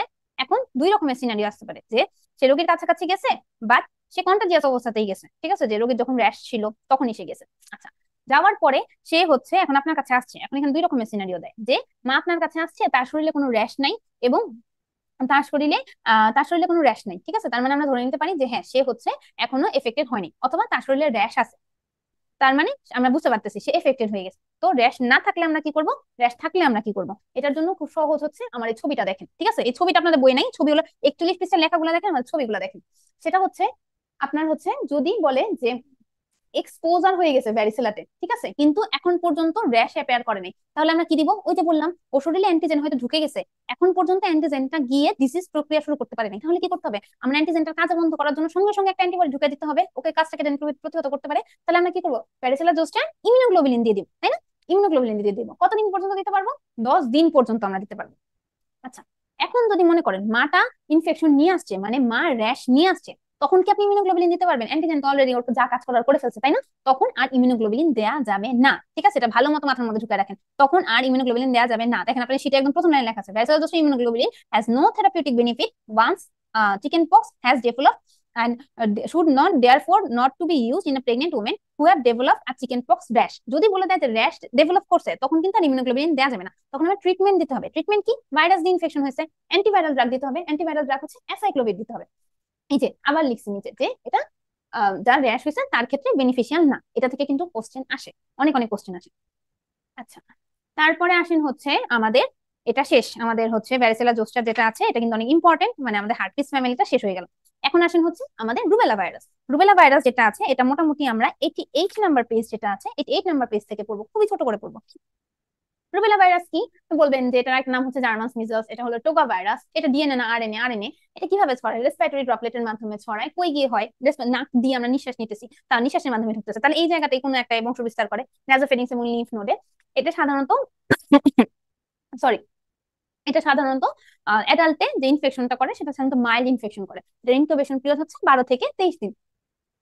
এখন আসেন হচ্ছে এটা কি কি সিমটম করে। এটা সিমটমের মধ্যে যে আমি বলতেছিলাম যে এটা সেন্সরি নিউরাল ডিফারেন্স, ক্যাটারাক্ট এবং কার্ডিয়াক অ্যাবনরমালিটিস, এই তিনটা হচ্ছে এটার most common feature. Cataract, cataract, তারপর সেন্সরি নিউরাল ডিফারেন্স এবং কার্ডিয়াক অ্যাবনরমালিটিস। আচ্ছা, এখন আসেন হচ্ছে এটার জন্য কি ভ্যাকসিন আছে? হ্যাঁ, এটার জন্য বাংলাদেশেও ভ্যাকসিন আছে, ওখানেও ভ্যাকসিন আছে, MMR ভ্যাকসিন, ঠিক আছে, MMR ভ্যাকসিন। কিন্তু এখানে একটা কথা আছে, একটা প্রেগনেন্ট মহিলা আপনার কাছে আসলো, ঠিক আছে, বললো যে ও রুবেলার মানে কাছে এক্সপোজ হয়েছে, এরকম রুবেলা আছে এমন কারো কাছে এক্সপোজ হয়েছে, আপনি কি তাকে ভ্যাকসিনটা দিতে পারবেন? এতক্ষণ তো বলতেছিলাম না ভ্যারিসেলা জোস্টার ভ্যাকসিন অ্যাভেলেবল না, আপনি ভ্যাকসিন দিতে পারবেন না, তাহলে রুবেলা হয়েছে তখন কি আপনি ভ্যাকসিন দিতে পারবেন? না, কারণ হচ্ছে এমএমআর ভ্যাকসিন লাগবে হচ্ছে না। একটা লাইভ অ্যাটিনিউটেড ভ্যাকসিন। একটু আগেই আমি বললাম যে অ্যান্টিজেন ঢুকাচ্ছি, ভ্যাকসিন মানেই হচ্ছে অ্যান্টিজেন ঢুকাচ্ছি, কিন্তু একটা মরা ধরা অ্যান্টিজেন ঢুকাচ্ছে, তাই না? কিন্তু এটাই যদি একটা লাইভ অ্যাটিনিউটেড ভ্যাকসিন হয়, আমরা জানি প্রেগনেন্সি হচ্ছে একটা ইমিউনো কম্প্রোমাইজ কন্ডিশন, তখন এই লাইভ অ্যাটিনিউটেড ভ্যাকসিনটা গিয়ে কি করতেছে, ওর বডিতে গিয়ে একটা ইনফ্লামেটরি রেসপন্স করতেছে, মাটার আরো বেশি শরীর খারাপ করতেছে, এবং মা শরীর যদি খারাপ করে বাচ্চাটা এফেক্টেড হওয়ার চান্স অনেক বেশি। এজন্য আমরা প্রেগনেন্সিতে কোনো রকমের কোনো লাইভ ভ্যাকসিন দেই না, ঠিক আছে। ওকে, তারপরে হচ্ছে আচ্ছা, তাহলে এরকম যদি আপনার কাছে আসে যে রুবেলা ভ্যাকসিন নিয়ে আপনার রুবেলা ইনফেকশন নিয়ে আপনার কাছে মহিলা আসছে, যে রুবেলা নিয়ে আপনার কাছে মহিলা আসছে, আপনার জাস্ট তাকে কাউন্সিলিং করতে হবে যে আপনার মানে এটা হইতে পারে আপনার বাচ্চার, যেটা বললাম সেন্সরি নিউরাল হিয়ারিং লস হতে পারে, ক্যাটারাক্ট হতে পারে, কার্ডিয়াক ডিফনেস হতে পারে, এবং ওনার প্রতি আমাদের অ্যাডভাইস থাকবে যে যখনই আপনার প্রেগনেন্সিটা শেষ হয়ে যাবে তখনই আপনি হচ্ছে ভ্যাকসিনটা নিয়ে ফেলবেন, ঠিক আছে, আপনি প্রেগনেন্সি পিরিয়ডে নিতে পারবেন। আচ্ছা, এখন এটা একটা অনেক ইম্পর্টেন্ট কোশ্চেন, এটা আপনার 89 নাম্বার পেজে দেখেন যে মানে আপনাদের আসে যে কি বলে দুইটা দেয়া থাকে, মানে মেইনলি যে এই টাইপের একটা কোশ্চেন থাকে যে রুবেলার আইজিজি আইজিএম দুইটা ভ্যালু দেয়া থাকে, যে পজিটিভ নেগেটিভ কি, তার মানে কি। আচ্ছা, আমি একটু আগে আপনাদেরকে পড়াইছি যে একটা অ্যান্টিজেন যখন আমাদের বডিতে ঢুকে তখন এটা ইমিউনো রেসপন্স করে আমাদের অ্যান্টিবডি তৈরি করে। অ্যান্টিবডি হচ্ছে দুই রকম হতে পারে। এক রকমের হচ্ছে যখন আইজিএম, আইজিজি, ঠিক আছে।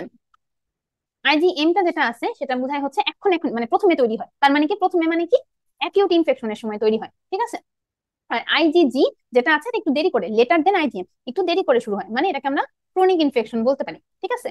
তার মানে আমার আইজিএম যদি পজিটিভ থাকে তার মানে আমি বুঝবো এটা হচ্ছে একটা অ্যাকিউট ইনফেকশন, ঠিক আছে। আইজিএম পজিটিভ থাকা মানে হচ্ছে অ্যাকিউট ইনফেকশন, ঠিক আছে।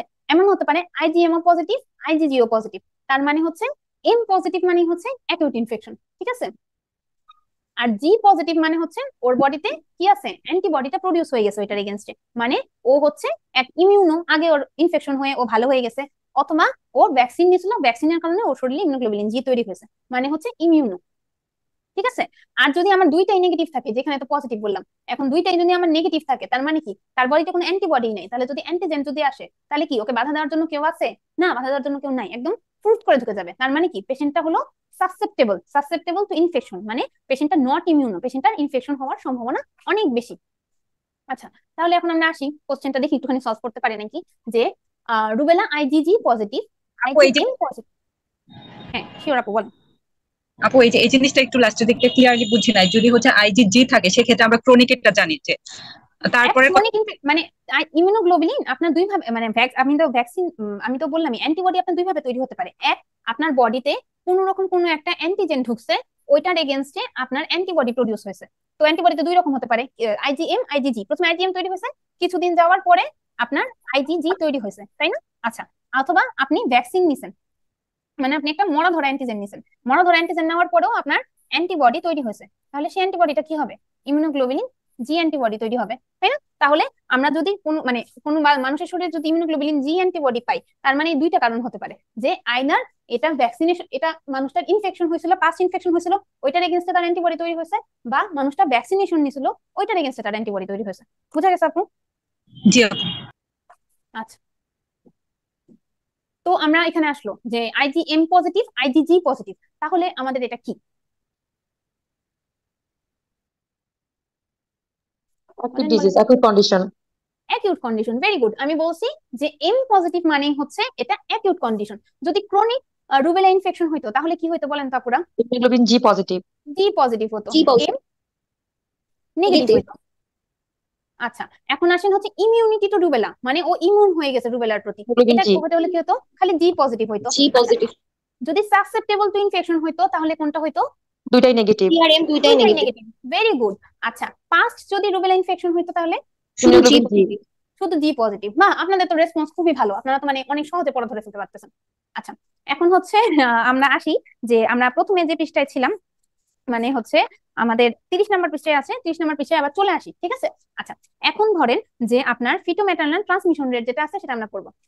মায়ের যদি থাকে বাচ্চার হওয়ার সম্ভাবনা কত? যদি ফার্স্ট ট্রাইমেস্টারে থাকে, সবকিছু মনে রাখবেন যে আমরা দেখবেন যে ফার্স্ট ট্রাইমেস্টারে ড্রাগ দিতে অনেক বেশি ভয় পাই, তাই না? দেখবেন যে সবকিছু ফার্স্ট ট্রাইমেস্টারে হওয়ার সম্ভাবনা অনেক বেশি থাকে। ফার্স্ট ট্রাইমেস্টারে হওয়ার সম্ভাবনা থাকে 90%, সেকেন্ড ট্রাইমেস্টারে হওয়ার সম্ভাবনা থাকে 30%, এবং 16 সপ্তাহের পরে ট্রান্সমিশন রেট অনেক বেশি কমে যায়, ট্রান্সমিশনের রিস্ক যেটা আছে সেটা অনেক বেশি কমে যায়। আচ্ছা, বুঝতে পারলাম যে আমার কোন ট্রাইমেস্টারে হলে হওয়ার সম্ভাবনা কতখানি। পার্সেন্টেজ কিন্তু আপুরা মুখস্থ করতে হবে, আমি জানি এটা অনেক বেশি বিরক্তিকর, এটা অনেক বেশি কষ্টকর, কিন্তু মানে এখানে এমআরসিতে কেন পড়তে হয়? কারণ আপনি যখন একটা মানুষের কাউন্সেলিং করবেন তখন আপনি পার্সেন্টেজ গুলো দিয়ে দিয়ে বলতে হবে যে মা, আপনার যখন আপনি যেহেতু আমাদের কাছে প্রথম 3 মাসে এসেছেন, আপনার বাচ্চা হওয়ার সম্ভাবনা এত%, এই কথাগুলো এমআরসিতে অনেক বেশি ইম্পর্টেন্ট, কাউন্সেলিং। হ্যাঁ, আচ্ছা, এখন আসেন হচ্ছে যে যদি ফার্স্ট ট্রাইমেস্টারে হয় হওয়ার সম্ভাবনা কত? আমি তো বললামই যে মানে বাচ্চাতে ছড়ানোর সম্ভাবনা কত। আচ্ছা, ছড়াইলেই কি ডিফেক্ট হবে এমন কোনো কথা আছে? বাচ্চা তো নিজের ইমিউন সিস্টেম আছে। আচ্ছা, ছড়াইলেই হবে এমন কোনো কথা নেই। ছড়াইলে হওয়ার সম্ভাবনা, ডিফেক্ট হওয়ার সম্ভাবনা হচ্ছে ফার্স্ট ট্রাইমেস্টারে ছড়াইতে পারে 90%, বাচ্চার ডিফেক্ট হতে পারে 90%, ঠিক আছে। আর সেকেন্ড ট্রাইমেস্টারে ছড়াইতে পারে 30%, আর হলো বাচ্চার ডিফেক্ট হওয়ার সম্ভাবনা হলো 20%। তাহলে আমরা মনে রাখবো হচ্ছে 90 90 30 20, এভাবে করে। আচ্ছা, তারপরে হচ্ছে আসে না যে 16 সপ্তাহে হলে কত, এটা একটুখানি পড়ে নেবেন যে 16 সপ্তাহের বেশি যদি হয়, 16 সপ্তাহের আগে যদি হয় তাহলে দেখা যাচ্ছে 16 সপ্তাহের বেশি হলে তাহলে দেখা যায় যে মানে ডিফনেস হওয়ার সম্ভাবনা বেশি, আর 20 সপ্তাহের বেশি হলে আমরা ধরি যে না, তেমন কোনো ইনক্রিজ রিস্ক নাই। আচ্ছা, এরপরে আসেন হলো অনেক সহজ একটা ভাইরাস যেটার নাম হলো পার্ভো ভাইরাস B19।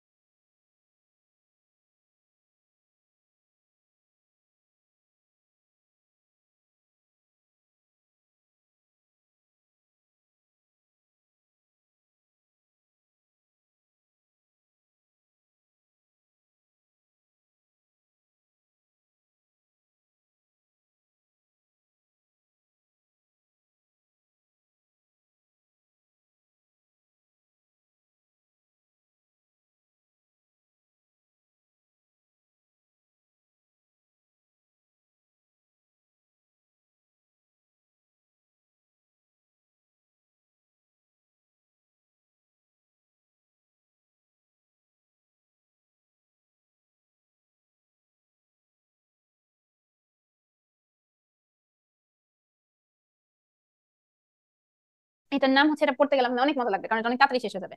আচ্ছা, পার্ভোভাইরাস B19 কি? এটা হলো ফিফথ ডিজিজ, এটাকে স্ল্যাপচিক সিনড্রোম বলা হয়ে থাকে বা ইরাইথ্রোমা ইনফেকশিয়াসন যেটা আছে সেটা বলা হয়ে থাকে। আচ্ছা, এখানে 60% মহিলা ইমিউন টু পার্ভোভাইরাস B19। আচ্ছা, একটা আপু বলেন, আমি এই কথাটা অনেকবার বলছি, 60% মহিলা ইমিউন টু পার্ভোভাইরাস B19, এই কথাটার মানে কি? মানে হচ্ছে অলরেডি একবার হয়ে গেছে, সে ইমিউনিটি পেয়ে গেছে। সে ইমিউনিটি পেয়ে গেছে, ভেরি গুড। এবং এটা কিন্তু পরীক্ষায় আসে, প্রত্যেকটাই আসে যে কত পার্সেন্ট মহিলা কত হতে পারে, ঠিক আছে। এটা কি করতে পারে? মিসক্যারেজ করতে পারে, হাইড্রোসফিটালিস করতে পারে, ফিটাল অ্যানিমিয়া করতে পারে, ঠিক আছে। ফিটাল অ্যানিমিয়া করে হাইড্রোসফিটালিস করতে পারে। আচ্ছা, তাহলে দেখেন যে মিসক্যারেজ করতেছে, হাইড্রোসফিটালিস করতেছে, তাহলে কি এটা কি কোনো কনজেনিটাল ডিফেক্ট করতেছে? যেটা যেমন করতেছিল sensory neural hearing loss, cataract করতেছিল, কার্ডিয়াক ডিফেক্ট করতেছিল না, এটা তো কোনো রকম কোনো কনজেনিটাল ডিফেক্ট করতেছে না, তাই না? তাহলে এটা কোনো রকম কোনো কনজেনিটাল ডিফেক্ট করতেছে না। আচ্ছা, তাহলে এটা কখন হয়? কখন ফিটাল ট্রান্সমিশনটা সাধারণত কখন হয়? ফার্স্ট ট্রাইমেস্টারে হয়, রেট হচ্ছে 30%। আচ্ছা, রেট হলো 30% হয়। আচ্ছা, হয়ে গেলে তখন কি করব? হয়ে গেলে তো কিছু করার নাই। কিসের জন্য হচ্ছে? আমার আমার হচ্ছে অ্যানিমিয়ার কারণে হাইড্রোসটা হচ্ছে, তাই না? মিসক্যারেজ হয়ে গেলে তো হয়েই গেল, আমি তো রেফারেন্স এটা বন্ধ স্লাইডটা করতে একটু পারবো না। দেখাবেন, হ্যাঁ আপু, এটা সেটার আগের স্লাইডটা। জি আপু। আচ্ছা, ফিটাল ট্রান্সমিশন হতে পারে সাধারণত ফার্স্ট ট্রাইমেস্টারে, এটা সব 30 পেজে আছে আপু। সব হতে পারে ফার্স্ট ট্রাইমেস্টারে, রেট হচ্ছে 30%। যদি হয়ে যায়, আমরা বললাম যে হয় কেন? আমাদের অ্যানিমিয়ার কারণে ফিটাল হাইড্রোস হচ্ছে, অ্যানিমিয়া কারেকশন করতে হবে। তার মানে কি? বাচ্চা পেটে থাকা অবস্থাতেই বাচ্চাকে ইন্ট্রাউটেরাইন ব্লাড ট্রান্সফিউশন করতে হবে, ঠিক আছে। তাহলে এটা যেহেতু কোনো কনজেনিটাল অ্যাবনরমালিটিস করে না, এটা কোনো ইন্ডিকেশন না ফর টার্মিনেশন অফ প্রেগন্যান্সি। অনেক সুন্দর, তাই না? অনেক ছোট। আচ্ছা, এরপরে আপনারা হচ্ছে 87 নাম্বার পেজে দেখবেন যে আপনাদের পার্ভোভাইরাস নিয়ে আবার অনেক কথাবার্তা আছে, পড়ার দরকার নেই, জাস্ট খালি 2 লাইন পড়বেন, ইনকিউবেশন পিরিয়ড কতদিন এবং কতদিন পরে র্যাশ হয়, ঠিক আছে। 87 নাম্বার পেজ থেকে খালি কষ্ট করে এই 2টা লাইন যেটা আছে, এই 2টা লাইন দরকার হলে এখানে লিখে নেবেন, তাহলে আপনাদের পার্ভোভাইরাস পড়া শেষ। আচ্ছা, এরপরে অনেক ইম্পর্টেন্ট একটা ভাইরাস, সেটা হচ্ছে আমাদের HIV ভাইরাস, ঠিক আছে। এইচআইভি ভাইরাস ওই সাবকন্টিনেন্টের জন্য অনেক ইম্পর্টেন্ট, ঠিক আছে, কারণ ওখানে যেহেতু সেক্সুয়াল এক্সপোজারটা মানুষের অনেক বেশি ওপেন, তো এটার জন্য দেখা যায় যে এই ধরনের ভাইরাল ইনফেকশন গুলো ওখানে বেশি। আপনি যেহেতু ওখানে আপনার ক্যারিয়ার করতে চাচ্ছেন, তো এটা সম্পর্কে আমরা ভালো মতো জানা লাগবে। তো শুরু করি আমরা। এইচআইভি ভাইরাস কি? এটা হচ্ছে একটা লেন্টি ভাইরাস, এটা রেট্রোভাইরাস ফ্যামিলির অংশ, ঠিক আছে, রেট্রোভাইরাস ফ্যামিলির অংশ। এটা কি প্রাইমারিলি ইনফেক্ট করে? কই 31 নাম্বার পৃষ্ঠায় আছে আপনাদের। এটা টিএইচ সেলকে প্রাইমারিলি, পার্টিকুলারলি CD4 যে সেলটা আছে সেটা, বাকিগুলো আছে কিন্তু আমি বলছি এটা হলো SBA, তাই না? CD4 যেটা আছে এটাই আপনাদের মেনলি আসবে। আসে কি মানে আসে কি, আমি আপনাদেরকে কোশ্চেন বলে দিচ্ছি। CD4 আসে, CD8 আসে, এগুলা দিয়ে দেয়, কনফিউশন লাগাতে চায়। CD4 এবং CD8 এর মধ্যে আপনারা মনে রাখবেন এটা ইনফেক্ট করে হলো CD4 সেলকে। তাহলে আমরা জানি যে টিএইচ সেল মানে হেল্পার টি সেল, ঠিক আছে। হেল্পার টি সেল আমাদের কি করে? আমাদেরকে ইমিউনিটি দেয়, তাই না? এটা গিয়ে এফেক্ট করতেছে কাকে? হেল্পার টি সেলকে, মানে হেল্পার টি সেলকেও ধ্বংস করে দিতেছে। তাহলে কি, যে ইমিউনিটি দেওয়ার কথা পুলিশ যে আছে, পুলিশকে মেরে ফেলতেছে, তাহলে আমাদের শরীরে কেন ইমিউনিটি দেওয়ার জন্য কিছু থাকে না? এটার জন্যই আমাদের ইমিউনিটি কমে যায়। আচ্ছা, এখন আসেন হলো এটার একটু আমরা স্ট্রাকচারটা পড়ি। স্ট্রাকচার হচ্ছে এটা স্ফেরিক্যাল হয়, এটার মধ্যে 2 copies of single stranded RNA থাকে, ঠিক আছে, এবং ক্যাসপিড থাকে। ক্যাসপিডের মধ্যে কিছু প্রোটিন থাকে, প্রোটিনের নামগুলো আমি এখানে লিখে দিচ্ছি, প্রোটিন 24 এটা। এবং এই নামগুলো যেমন আসে তেমনি আপনাদের এই ছবিটাও আসে, ঠিক আছে। বিশেষ করে এই যে এই এনজাইমটা আছে না, এই এনজাইমটা, সরি, এনজাইমটা যেটা আছে না, এই যে রিভার্স ট্রান্সক্রিপ্টেজ এনজাইম, এটা আপনাদেরকে দেখায় এখানে, যে এটা দিয়ে আপনাদেরকে বলে দেয় যে এটা কি। এইচআইভি ভাইরাসের ক্ষেত্রে একটা স্পেসিফিক জিনিস হচ্ছে এটার মধ্যে রিভার্স ট্রান্সক্রিপ্টেজ এনজাইম থাকে। মানে নর্মালি কি হয় আমরা জানি যে আমাদের ডিএনএ থাকে, ডিএনএ থেকে সরি আমাদের আরএনএ থাকে, আরএনএ থেকে ডিএনএ তৈরি হয়, ডিএনএ থেকে ডিএনএ থেকে আপনার হচ্ছে ডিএনএ থেকে আরএনএ, আরএনএ থেকে প্রোটিন, আর আরএনএ থেকে ডিএনএ হতে গেলে তখন আচ্ছা, রিভার্স ডিএনএ ট্রান্সক্রিপ্টেজ থেকে লাগবে। আরএনএ তৈরি হয় এবং আরএনএ থেকে প্রোটিন তৈরি হয়, ঠিক আছে। তো এখানে হচ্ছে আপনার কি হচ্ছে, এখানে যেহেতু আপনার হচ্ছে যে আমরা বলছি এটা হলো রেট্রোভাইরাস, ঠিক আছে, এটা একটুখানি উল্টা পথে চলে, মানে ট্রান্সক্রিপশন হয় না, উল্টার দিকে চলে, আরএনএ থেকে ডিএনএ তে তৈরি হয়, তো উল্টা দিকে যাচ্ছে, রিভার্স ট্রান্সক্রিপশন হচ্ছে। এটার জন্য এই রিভার্স ট্রান্সক্রিপ্টেজ এনজাইমটা যেটা আছে সেটা আমাদের জন্য অনেক বেশি গুরুত্বপূর্ণ, ঠিক আছে। কেন আরএনএ থেকে ডিএনএ তে তৈরি হওয়া লাগতেছে? কারণ এরা যে রেপ্লিকেশন করবে সেটার জন্য এদের ডিএনএ দরকার, ঠিক আছে। এদের রেপ্লিকেশন করবে এটার জন্য এটা ডিএনএ দরকার। তো আচ্ছা, এটার জন্য এটা ডিএনএ দরকার, জন্য এটা রিভার্স ট্রান্সক্রিপ্টেজ এনজাইম থাকে। তো এই ছবিটা মাঝে মধ্যে দেয় যে এটা কোন এনজাইম। তো এটা যেহেতু এটা ছবি দেখে বুঝতে পারতেছে এটা এইচআইভি ভাইরাস, এবং এইচআইভি ভাইরাসের ক্ষেত্রে স্পেসিফিক যেহেতু রিভার্স ট্রান্সক্রিপ্টেজ এনজাইম, আমাদের বুঝতে হবে এটা হচ্ছে রিভার্স ট্রান্সক্রিপ্টেজ এনজাইম। আচ্ছা, এরপরে আসেন হচ্ছে ট্রান্সমিশন। আপনাদের পয়েন্ট পড়া লাগবে না, আপনার বইয়ে যেটা 21 নম্বর পেজে আছে সেটাই আপনারা পড়বেন, যে আপনাদের কিভাবে কিভাবে হতে পারে সেক্সুয়াল ট্রান্সমিশন। মানে পার্সেন্টেজ পড়ার কোনো দরকার নাই, এটা আসে না পার্সেন্টেজ। তারপরে হচ্ছে ব্লাড প্রোডাক্ট দিয়ে হতে পারে, পেরিনেটাল ট্রান্সমিশন হতে পারে, ঠিক আছে, এগুলো হতে পারে। পার্সেন্টেজ পড়ার কোনো দরকার নেই, এটা সাধারণত পার্সেন্টেজ আসে না। আচ্ছা, এখন আসেন হচ্ছে এইচআইভি কি একটা ভালো লোকের তো এইচআইভি হচ্ছে না, যে মানে উল্টাপাল্টা কাজ করে ফেলছে, তার এইচআইভি হইতেছে। তো দেখা যায় যে যার অন্যান্য সেক্সুয়ালি ট্রান্সমিটেড ডিজিজ থাকে, যেমন ধরেন হার্পিস, ব্যাকটেরিয়াল ভ্যাজাইনোসিস, তাদের এটা হওয়ার সম্ভাবনা অনেক বেশি থাকে। ঠিক আছে, মানে সেক্সুয়ালি ট্রান্সমিটেড ইনফেকশন এবং এইচআইভির মধ্যে একটা সম্পর্ক আছে, এটা আপনাদের 38 নাম্বার পেজে দেওয়া আছে। ঠিক আছে, সেটা কি বলতেছে আপনাদের যে এটা এটার মধ্যে একটা সম্পর্ক আছে, এটা হওয়ার সম্ভাবনা ছেলেদের মধ্যে বেশি। যেমন ধরেন হার্পিস সিমপ্লেক্স ভাইরাস যদি থাকে, ঠিক আছে, তাহলে কি হবে, একটা আলসার হবে। আলসার হলে এটার কারণে এইচআইভি হওয়ার সম্ভাবনা বেড়ে যায়। এবং ব্যাকটেরিয়াল ভ্যাজাইনোসিস যেটা আছে মেয়েদের হয়, যে আমরা একটু পরে পড়বো যে একটা ভ্যাজাইনাল ডিসচার্জ, তো ভ্যাজাইনাল ডিসচার্জ একটা কল ব্যাকটেরিয়াল ভ্যাজাইনোসিস, এটা হলো এইচআইভি হওয়ার সম্ভাবনা বেড়ে যায়। তাহলে আপু সবকিছু হলেই তো বলেন এইচআইভি হওয়ার সম্ভাবনা বেড়ে যায়, বেড়ে যায়, বেড়ে যায়, কিছু কি আছে যা হলে কমে যায়? হ্যাঁ, ম্যাম সেশন যেটা আছে সেটা যদি করা হয়ে থাকে, তাহলে তাদের দেখা যায় যে লো রেট অফ এইচআইভি অ্যাকুইজিশন হতে পারে। আচ্ছা, এরপরে আসেন হচ্ছে আবার আমরা 31 নম্বর পেজে চলে আসি, যে প্রিভিলেন্স কত, প্রিভিলেন্সটা একটু পড়ে নিবেন, যে প্রিভিলেন্সটা কিন্তু আসে, এবং মোস্ট ইম্পর্টেন্টলি আসে যে এক কোশ্চেন আসে যে এইচআইভি 1 দিয়ে বেশি হয় নাকি এইচআইভি 2 দিয়ে বেশি হয়। এইচআইভি 2 দিয়ে বেশি হয়, মোস্ট কমন কোনটা, এটা দিয়ে আসে, অথবা কত, মানে কত থার্ড, মানে কোন অংশটা বেশি হয়, এইচআইভি 2 দিয়ে 2/3 হয়। আপু আচ্ছা, প্রিভিলেন্সের পেজ নাম্বারটা কত বলেছিল? 31 নম্বর পেজ। আচ্ছা, সবকিছুই আপু এখানে আছে, কেবলমাত্র আপনাদের যেটা হচ্ছে এই যে এসটিডির সাথে সম্পর্ক, সেটা খালি একমাত্র 38 নাম্বার পেজ আছে, আর সবকিছু মোটামুটি এইচআইভি এখানেই আছে। আচ্ছা, এখন আসেন হচ্ছে একটা মা থেকে বাচ্চার মধ্যে যে মানে ট্রান্সমিশন হবে, মাটার এইচআইভি আছে, বাচ্চাটার মধ্যে যদি ট্রান্সমিশন হতে চায়, সেটা হওয়ার সম্ভাবনা কত? মাটা যদি ট্রিটমেন্টে থাকে তাহলে হওয়ার সম্ভাবনা খুবই কম, এটা হলো কিনা যে ইকুয়াল অর লেস দেন 1%। কিন্তু যদি ট্রিটমেন্ট ছাড়া থাকে তাহলে হওয়ার সম্ভাবনা একটু বেশি, 15% আসে এটা। ঠিক আছে, এটা বেশি আসে না। যে কি কি কারণে ইনক্রিজ করে ভার্টিক্যাল ট্রান্সমিশন রেট, কি কি কারণে আপনার ট্রান্সমিশন রেটটা বাড়বে, এই যে সকল কারণে, এটা জাস্ট খালি আপনি একবার যদি দেখেন তাহলে আপনি বুঝে যাবেন যে মায়ের যদি ভাইরাস বেশি থাকে তার মানে কি বাচ্চার হওয়ার সম্ভাবনা বেশি। মা যদি ব্রেস্ট ফিডিং করায়, ব্রেস্ট ফিডিং দিয়ে এইচআইভি ট্রান্সমিট হয়, তাহলে যে ব্রেস্ট ফিডিং করাবে তো সেই বাচ্চার হওয়ার সম্ভাবনা বেশি। এগুলো সহজ। ঠিক আছে, আচ্ছা, তারপরে আসেন হচ্ছে বাচ্চার ক্ষেত্রে অ্যান্টিবডিটা কতদিন পর্যন্ত থাকে? 18 সপ্তাহ। মানে মার যে এইচআইভির জন্য অ্যান্টিবডি তৈরি হয়েছে সেটা বাচ্চাতে যাচ্ছে, কিন্তু বাচ্চাতে গিয়ে সেটা 18 মাস পর্যন্ত থাকতেছে। আচ্ছা, এখানে আমাদের একটা খুব ভুল কনসেপশন আছে যে এইচআইভি মানেই বুঝি এইডস। ঠিক আছে, সব এইচআইভি পেশেন্ট কিন্তু এইডস না। আমি যে কথাটা বললাম যে এইচআইভি হলে CD4 কে ধরতেছে, মানে CD4 ধ্বংস হয়ে যাচ্ছে, পুলিশ ধ্বংস হয়ে যাচ্ছে, তাহলে আমাকে ইমিউনিটি দেবে কে? তাই না? তো CD4 এর কাউন্টটা যখন কমতে কমতে ধ্বংস হতে হতে 200 কমে হয়ে যাবে, তখন আমরা এটাকে AIDS, acute immuno deficiency syndrome, এটা বলতে পারি। আচ্ছা, এখন আসেন হলো এটা কি কি কমপ্লিকেশন করতে পারে বাচ্চার। বাচ্চার হচ্ছে মিসক্যারেজ, এগুলা করতে পারে, এগুলা করতে পারে। মার কি কি করতে পারে, এই যে দেখেন প্রথমে লেখা ক্যাপোসি সার্কোমা। ঠিক আছে, ক্যাপোসি সার্কোমা, নিউমোসিস্টিস, নিউমোনিয়া, নন হজকিন লিম্ফোমা, এসোসিয়েটেড ডিমেনশিয়া, এগুলা করতে পারে। তাহলে ক্যাপোসি সার্কোমা কিন্তু এইচআইভি করতেছে না, কে করতেছে? Human herpes virus H. এটা খালি একমাত্র একটা কমপ্লিকেশন, অনেকবার পরীক্ষায় আসে, আপনি যখন রিকল সলভ করবেন অনেক অনেক অনেক আসতেছে।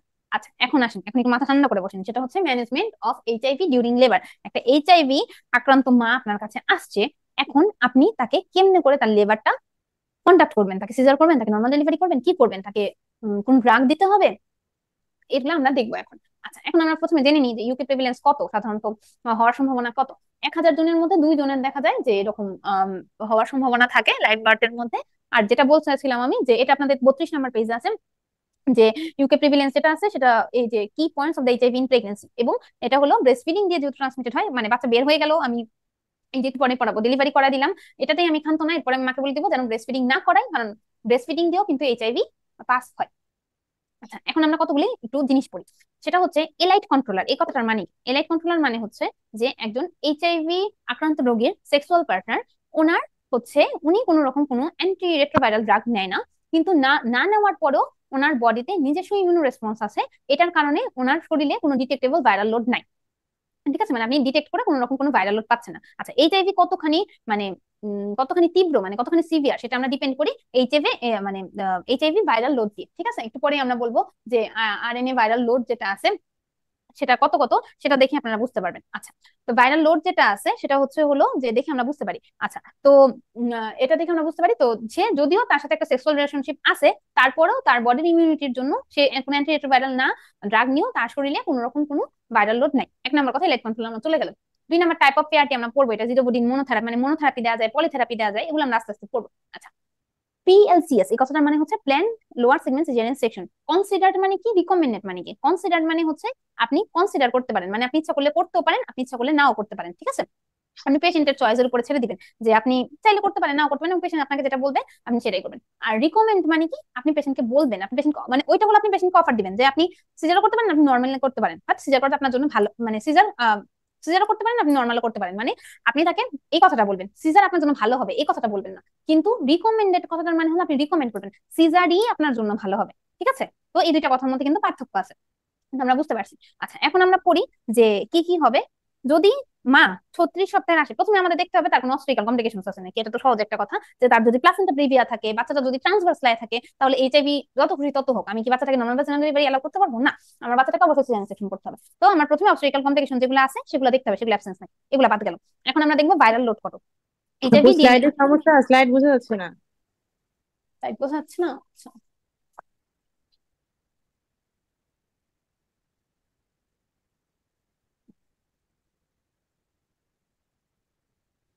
এখন মানে ওভারল্যাপ হয়ে আছে, মানে লেখা আচ্ছা, এটা ওভারল্যাপ আপনাদের হয়ে এটা আছে। আপনাদের 32 নম্বর পেজে লেখা আছে, চিন্তা নেই, আপনার 32 নম্বর পেজটা বার করেন, ওর সাথে মিলে দেখেন তাহলেই হবে। সেটা হলো 36 সপ্তাহে যদি আপনি দেখেন, সেটা হচ্ছে যদি আপনি দেখেন যে ভাইরাল লোড, আচ্ছা আপনাদের যেহেতু দেখতে একটু কষ্ট হচ্ছে আমি এখানে দেখে দিই, যে 36 নাম্বার সপ্তাহে আসলো মহিলাটা আপনার কাছে, 36 উইকসে। ঠিক আছে, 36 উইকসে আসলো মহিলাটা আপনার কাছে, আপনি তখন কি করলেন, তাকে হচ্ছে আরএনএ কপিস দেখতে দিলেন, বা এটাকে বলা হয়ে থাকে ভাইরাল লোড দেখতে দিলেন। মানে কয়টা ভাইরাস আপনার শরীরে আছে মোটামুটি, মানে বাংলা কথায় যদি আমরা বলতে চাই। ঠিক আছে, যদি আমরা দেখি 50টার কম আছে, ঠিক আছে, 50টার কম আছে, তাকে আমরা বলবো যে আপনার ভ্যাজিনাল ডেলিভারি হতে পারে, ভ্যাজিনাল ডেলিভারি আমরা করতে পারি। ঠিক আছে, ভ্যাজিনাল ডেলিভারি আমরা রিকমেন্ড করবো যে আপনার জন্য ভ্যাজিনাল ডেলিভারিটা, মানে আপনি ভ্যাজিনাল ডেলিভারি করতে পারেন। ঠিক আছে, আচ্ছা, এখন ধরেন তার যদি 50 থেকে 399টা থাকে, মানে বা আরো সহজ করে 400 কম থাকে, তাহলে আমরা বলবো পিএলসিএস হচ্ছে কনসিডার। ঠিক আছে, পিএলসিএস আমরা কনসিডার করবো। আচ্ছা, আর যদি এটা কি বলছিলাম লেস দেন 400, যদি মোর দেন 400 থাকে, তাহলে পিএলসিএস যেটা আছে সেটা আমরা রিকমেন্ড করব। ঠিক আছে, তাহলে বুঝতে পারলাম যে 50-এর যদি কম থাকে তাহলে চিন্তা কিছু নাই, নর্মাল ভ্যাজাল ডেলিভারি করান। 50 থেকে যদি 400 কম থাকে তাহলে আমরা কনসিডার করব, যদি 400 বেশি থাকে কোনো কথাবার্তা নেই, আমাদের সিজারি করতে হবে। আর এলাইট কন্ট্রোলার যেটা আছে ওটা বেশি আসে না, সেটা হচ্ছে যে আপনার যদি সিডি4টা আমরা সিডি4 কাউন্ট দিয়ে দেখি, সিডি4 কাউন্ট যদি 350-এর বেশি থাকে, ভাইরাল লোড যদি 50-এর কম থাকে, তাহলে তাকে আমরা এআরটি শুরু করব এবং তাকে আমরা ভ্যাজিনাল ডেলিভারি যেটা আছে ভ্যাজিনাল ডেলিভারির জন্য করতে পারি। মেইনলি এটা আসে না আপনাদের, মেইনলি যে তিনটা আমি তিনটা যেটা বললাম এই তিনটাই আমাদের আপনাদের আসে। আচ্ছা, এখন যেটা বলতেছিলাম যে আপনাদের এআরটি টাইপ কি কি। ঠিক আছে, জিরো বুডিন মোনোথেরাপি যদি কেউ নেয়, তাহলে হচ্ছে কেউ যদি জিরো বুডিন মোনোথেরাপি নেয়, তার ভাইরাল লোড যত খুশি তত হোক, আমার দেখার দরকার নাই, তাকে আমাদের সিজারিয়ান সেকশন যেটা আছে সিজারিয়ান সেকশন রিকমেন্ড করতে হবে। মানে এমন যদি কোনো কথা বলে দেয় যে জিরো বুডিন মোনোথেরাপি নেয়, আমার আর ভাইরাল লোডের দিকে তাকানোর দরকার নেই, তখন আমি কি বলে দিব, তার এলএসিএস লাগবে। আচ্ছা, এখন আসেন হলো এআরটি ইনফিউশন কি। এআরটি ইনফিউশন ধরেন একটা মহিলা যদি হলো জিরোভিডিন ইনফিউশন আমরা কাদের কাদের দিব। আচ্ছা, জিরোভিডিন ইনফিউশন আমরা তাদেরকে দিব যারা হচ্ছে লেবারে আসছে আপনার কাছে, বা রাপচার মেমব্রেন নিয়ে আসছে, বা আপনি প্ল্যান সিজার করছেন তাদের কাছে, তাই সে নিয়ে আসছে, কিন্তু তার ভাইরাল লোড আপনি দেখলেন 1000-এর বেশি। ঠিক আছে, 1000-এর বেশি হলেই তখন আপনারা তাকে জিরোভিডিন ইনফিউশন দিয়ে দিবেন। ঠিক আছে, যেটা বডি ইনফিউশন দিয়ে দিবেন। এছাড়াও যদি আমরা দেখি যে আমরা ভাইরাল লোড কত আমরা তখন ক্যালকুলেট করতে পারতেছি না, কিন্তু মহিলা আসছে আপনার কাছে লেবার নিয়ে অথবা রাপচার মেমব্রেন নিয়ে, তার মানে কি তার অর্গানিজম অলরেডি উপরের দিকে উঠা শুরু করে দিচ্ছে, তাহলে আমাদের ওইটাকে প্রোটেকশনের একটা ব্যবস্থা করতে হবে। তখন আমরা ভাইরাল লোড না জানলেও আমরা জিরো বুডিন থেরাপি যেটা আছে সেটা শুরু করে দিব। আচ্ছা, এটা তো হলো মায়ের গেল, এটা তো মায়ের গেল। এখন আসেন হলো বাচ্চাকে আমরা দুই ভাগে ভাগ করতে পারি, সেটা হলো লো রিস্ক বার্থ যেটা আছে, আর একটা হলো high risk birth. Low risk birth যারা কি, এটা এত বেশি লাগে না, এটা খালি একবার রিভাইজ দিয়ে নেবেন যে লো রিস্ক বার্থ কি হাই রিস্ক বার্থ কি, আপনাদের বার্থ টেস্টিং এত বেশি আপনাদের পরীক্ষায় আসে না। আচ্ছা, আর কি, আর হচ্ছে বাচ্চাকে আমরা বলবো ব্রেস্ট মিল্ক না খাওয়াইতে, ফর্মুলেটেড মিল্ক খাওয়াইতে। ঠিক আছে, ব্রেস্ট মিল্ক না খাওয়াইতে, ফর্মুলেটেড মিল্ক খাওয়াইতে। আচ্ছা, তো হলো যে ফর্মুলেটেড মিল্ক যদি খায় তাহলে হচ্ছে তবুও বাচ্চাকে কিন্তু বাচ্চার হওয়ার সম্ভাবনা কিন্তু থেকেই যায়, তাই না? তাহলে বাচ্চাকে যে আমরা ছেড়ে দিব, মানে যে হ্যাঁ আপনার বাচ্চার হওয়ার কোনো সম্ভাবনা নাই এমনি করে, তাহলে কিন্তু ছেড়ে দেওয়া যাবে না। বাচ্চাকে আমাদের একটা রেগুলার ফলো আপে রাখতে হবে। সেই ফলো আপের রুলটা কিরকম, সেটা হচ্ছে আপনাদের 37 নাম্বার পেজে যা আছে, যে testing regimen for formula fed baby, ওইটা একটুখানি পড়ে নেবেন। এটা জাস্ট খালি রিডিং করবেন, এটা থেকে কখনো কোনো কোশ্চেন আসেনি, জাস্ট খালি একবার রিডিং করে নেবেন। আর ইউকে তো আপনি কাউকে, মানে আমরা এখানে যেমন পেশেন্টের কারণে জোর জবরদস্তি করি যে আপনি ব্রেস্ট ফিডিং করাতেই পারবেন না, আপনাকে ফর্মুলেটেড মিল্ক খাওয়াতে হবে। এখন মা আপনাকে ওখানে বললো যে না আমি ব্রেস্ট ফিডিং করাবোই, আপনার কোনো কিছু করার নেই, আপনি তখন তাকে ব্রেস্ট ফিডিং করাতে দিতেই হবে। তো ব্রেস্ট ফিডিং করাতে যদি আপনি দেন, তাহলে হচ্ছে তার ক্ষেত্রে আর ওই যে এত আমি যে বললাম 37 পেজে একটা চার্ট দেয়া আছে, একটা লেখা আছে যে কি কি টাইম রেজিমেন্ট কি কি কখন হবে। ঠিক আছে, তখন আর হবে না, তখন হচ্ছে সহজ পদ্ধতি যে আপনি যেহেতু ব্রেস্ট মিল্ক খাবেন কোনো সমস্যা নেই, কিন্তু আপনার বাচ্চাকে প্রতি মাসে একবার করে চেক আপে আনতে হবে। আচ্ছা, এখন আসেন হচ্ছে আরো একটা ভালো ভালো ভাইরাস, আমরা এরপরে হলো হিউম্যান প্যাপিলোমা ভাইরাসটা পড়বো। হিউম্যান প্যাপিলোমা ভাইরাস আর এইচটিএলভিটা যেটা আছে, টি সেল লিউকেমিয়া ভাইরাস, এটা পড়ে আমরা একটু ব্রেকে যাবো, অনেকক্ষণ পড়ালেখা করছি আমরা। আচ্ছা, প্যাপিলোমা ভাইরাস যেটা আছে, প্যাপিলোমা ভাইরাসে আমাদের হচ্ছে 33 নাম্বার পেজে, এটা হচ্ছে অনেকগুলা সেরোটাইপ আছে। এটার মধ্যে দুইটা আমরা মেইনলি সাব টাইপে ভাগ করতে পারি। এটা একটা লো রিস্ক গ্রুপ, একটা high risk group. Low risk group যেটা আছে সেটা হচ্ছে 6 থেকে 11। এটা সাধারণত নন ম্যালিগনেন্ট যে চেঞ্জ গুলো আছে, ওয়ার্ড করে, এগুলা করে, ঠিক আছে। আর যেগুলো হাই রিস্ক, নামেই কথা, রিস্ক বেশি, তাই না? তাহলে 16, 18, 31, 33 এবং 45 এগুলো সাধারণত মানে ক্যান্সার কার্সিনোমা করে, বিশেষ করে কি সার্ভাইকাল কার্সিনোমা যেটা আছে সেটা করে। আচ্ছা, এটা অনলি ইনফেক্ট করে হচ্ছে হলো এপিথেলিয়াল সেলকে। এটার মধ্যে একটা কোন virus, DNA virus, RNA virus, এটার মধ্যে ডিএনএ থাকে। এবং হচ্ছে হলো যে আপনার এই যে এই লাইনটা লেখা নেই যে আরসিওজি অনুসারে একটা একবার কোশ্চেন আসছিল, এই জন্য আমি পয়েন্টটা লিখে নিয়ে আসছি যে 50 থেকে 60% ফিমেল পেশেন্ট প্রডিউস করে antibody response HPV following infection, ঠিক আছে। যে আপনার মানে দেখা যায় যে এই যে এইচপিভি হওয়ার পরেই মানে 50% অর্ধেকের মতো মহিলারা যেটা আছে তাদের অ্যান্টিবডি যেটা আছে সেটা প্রডিউস হয়ে যায়। ইনকিউবেশন পিরিয়ড 2 থেকে 8 মাস। এটাও কিন্তু একটু অন্যরকম। আমরা দিন পড়ছি সাইটোমেগালো ভাইরাসের ক্ষেত্রে, সপ্তাহ পড়ছি, এখন কিন্তু আমরা মাসে চলে আসছি। এটা একটু দেখতে হবে, হ্যাঁ। আচ্ছা, এরপর একটা জিনিস আসেন যে আমাদের এখানে আমি একটা কথা বলবো, সেটা হচ্ছে অঙ্কোপ্রোটিন কি আর হচ্ছে হলো যে টিউমার সাপ্রেসর জিন কি, ঠিক আছে। টিউমার সাপ্রেসর জিন হচ্ছে ভালো জিনিস। টিউমার সাপ্রেসর জিন হচ্ছে ভালো জিনিস। এটা কি করতেছে আপনার, এটা হচ্ছে আমাদের বডিতে টিউমার জানি না হয়, নামের সাথে এটার পরিচয় আছে যে টিউমার জানি না হয়, এই যে জিনগুলো আছে যেগুলো টিউমার করে সেগুলাকে সাপ্রেস করবে, ঠিক আছে। এগুলাকে বলা হয় থাকে টিউমার সাপ্রেসর জিন। এরকম জিনের নাম কি? P53 PRB, ঠিক আছে। P53 কে একদম বলা হয়ে থাকে যেটা সবচাইতে মোস্ট ইম্পর্টেন্ট টিউমার সাপ্রেসর জিন। আচ্ছা, এইচপিভির মধ্যে এমন দুইটা শয়তান আছে, সেটা কি? E6 এবং E7, ঠিক আছে। এইচপিভি প্রোটিন ওরা কি করে? ওরা হলো শয়তান। ওরা এই দুইটা যে ভালো মানুষ আছে P53 এবং PRB, যে সাপ্রেস করবে যারা, তাদেরকে ওরা কি করে? ওরা হলো ধ্বংস করে ফেলে, ঠিক আছে, ইনঅ্যাক্টিভ করে ফেলে। ইনঅ্যাক্টিভ করার কারণে কি হইতেছে যে ওরা কি করতেছিল, টিউমার জানি না হয় সাপ্রেস করতেছিল। ওরা যেহেতু নাই সাপ্রেসর এফেক্ট চলে গেছে, তাহলে কি টিউমারটা হবে, এটার জন্য টিউমার হচ্ছে, ঠিক আছে। তাহলে মানে এইচপিভির মধ্যে থাকে হলো E6 E7, এটাকে ইনঅ্যাক্টিভেশন করতেছে হলো P53 এবং PRB কে, ঠিক আছে। আচ্ছা, এরপরে আসেন হচ্ছে এটা কি করতেছে, এটা হচ্ছে ট্রিটমেন্ট, এটা একা একাই ভালো হয়ে যায়। এই যে এটা আসে যে কত 1 বছরের মধ্যে কত, আপনার 2 বছরের মধ্যে কত, এটা আসে আপনাদের 34 নাম্বার পেজে আছে। ট্রিটমেন্ট অপশন কি কি আছে এটা একটুখানি দেখে নেবেন। আচ্ছা, এরপরে আসেন হচ্ছে এইটারই একটু 79 নাম্বার পেজে আসেন, যে আমরা লো রিস্ক হাই রিস্ক যে বললাম, যে আপনি যে বলেন লো রিস্ক কার্সিনোমা করে না, কি কি করে। তো লো রিস্ক যে 2, 6, 18 79 নাম্বার পেজে হিউম্যান প্যাপিলোমা ভাইরাসে দেখেন যেটা কমনেস্ট সেক্সুয়ালি ট্রান্সমিটেড ইনফেকশন, এই লাইনটা দাগান, এটা ইম্পর্টেন্ট। আপনাকে যদি বলে যে সবচাইতে কমনেস্ট সেক্সুয়াল ট্রান্সমিটেড ইনফেকশন কোনটা, তাহলে বলবেন হিউম্যান প্যাপিলোমা ভাইরাস। আচ্ছা, এর মধ্যে আমরা বলছিলাম যে 6, 11 এগুলো হচ্ছে লো রিস্ক। এগুলো কি করে? এক্সোফাইটিক এপিথেলিয়াল প্রলিফারেশন করে, যেমন ওয়ার্ড, কন্ডেলোমা, অ্যাকুমিনেটা। কিন্তু 16 এবং 18 যেটা আছে সেটা হলো সার্ভাইকাল ক্যান্সার, ক্যান্সার করতে পারে। কত পার্সেন্ট ক্যান্সার করতে পারে এটা হচ্ছে একটু লিখে রাখেন, এটা হচ্ছে 70% ক্ষেত্রে এটা হচ্ছে ক্যান্সার করতে পারে। হ্যাঁ, 70% রিলেটেড ক্যান্সার। 16 এবং 18 মানে যে লাইনটা লেখা সেটা হলো, যে কোশ্চেন আসছিল সেটা হচ্ছে যে 16 এবং 18 হচ্ছে এইচপিভি রিলেটেড যে ক্যান্সার গুলো হয়, তার মধ্যে 70%ই হয় হচ্ছে 16 এবং 18-র জন্য। এবং এটার জন্য কোনো অ্যান্টিভাইরাল ট্রিটমেন্ট নাই। ওই যে আমি যেগুলো বললাম পোডোফাইলোটক্সিন, ওগুলা দিয়ে আমার ট্রিটমেন্ট করতে হবে। কিন্তু এটাকে প্রিভেনশনের জন্য আমাদের খুব সুন্দর সুন্দর কতগুলা ভ্যাকসিন আছে।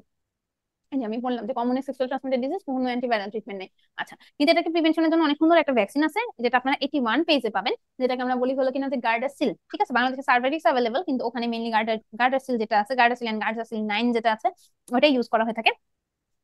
গার্ডাসিল হলো একটা ভ্যাকসিন, যেটা হচ্ছে আমি যে কথাটা বলছিলাম, আমাদের সব ভ্যাকসিনের কথাই বলছিলাম যে এটার মধ্যে ভিরিয়ন, কিন্তু ভাইরাল ডিএনএ যেটা আছে সেটা নেই। মানে ভ্যাকসিনে সবসময় এরকম করা হয় যে পাঠাবো ভাইরাসকে, কিন্তু একটু মেরে ধরে পাঠাবো, যে ডিএনএটাকে সরায় তারপর ওকে পাঠাইছে। এটা কি করতেছে? এই যে আমি আপনাদেরকে যেটা বলছি যে অ্যান্টিবডি রেসপন্স করতেছে, কিন্তু ডিজিজ মানে ক্যান্সার করতে পারতেছে না, ঠিক আছে।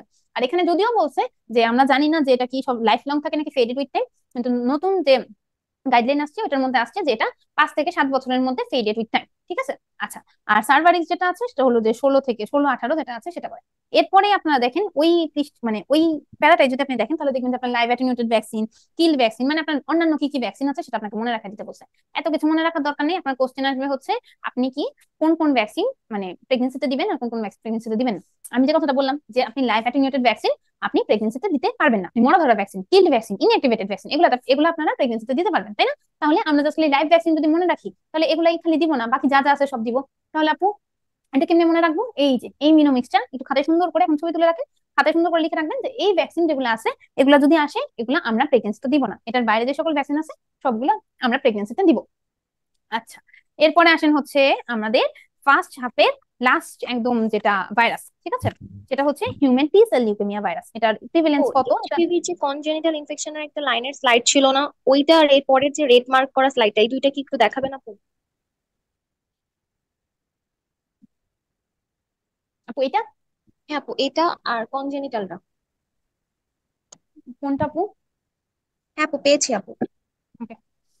আচ্ছা, এখন আমরা আসি হিউম্যান টি সেল লিউকেমিয়া ভাইরাস। এটা নট দ্যাট মাচ ইম্পর্টেন্ট, এটা জাস্ট খালি একবার চোখ বুলায় নিবেন যে কেমনে করে যেতে পারে। এটা ব্রেস্ট মিল্ক দিয়ে যেতে পারে, এটা আসতে পারে। এটা হলো যে 10 থেকে 30 বছর পরে হয় কনজেনিটাল ম্যালফরমেশন। কি কি হতে পারে? T cell leukemia, tropical spastic paraparesis, ঠিক আছে, খুবই আনইম্পর্টেন্ট, এটা জাস্ট খালি একবার রিভাইজ দিয়ে নেবেন। ইম্পর্টেন্টের মধ্যে এখানে একটা লাইন আছে, সেটা ব্রেস্ট মিল্ক দিয়ে ট্রান্সমিট হতে পারে।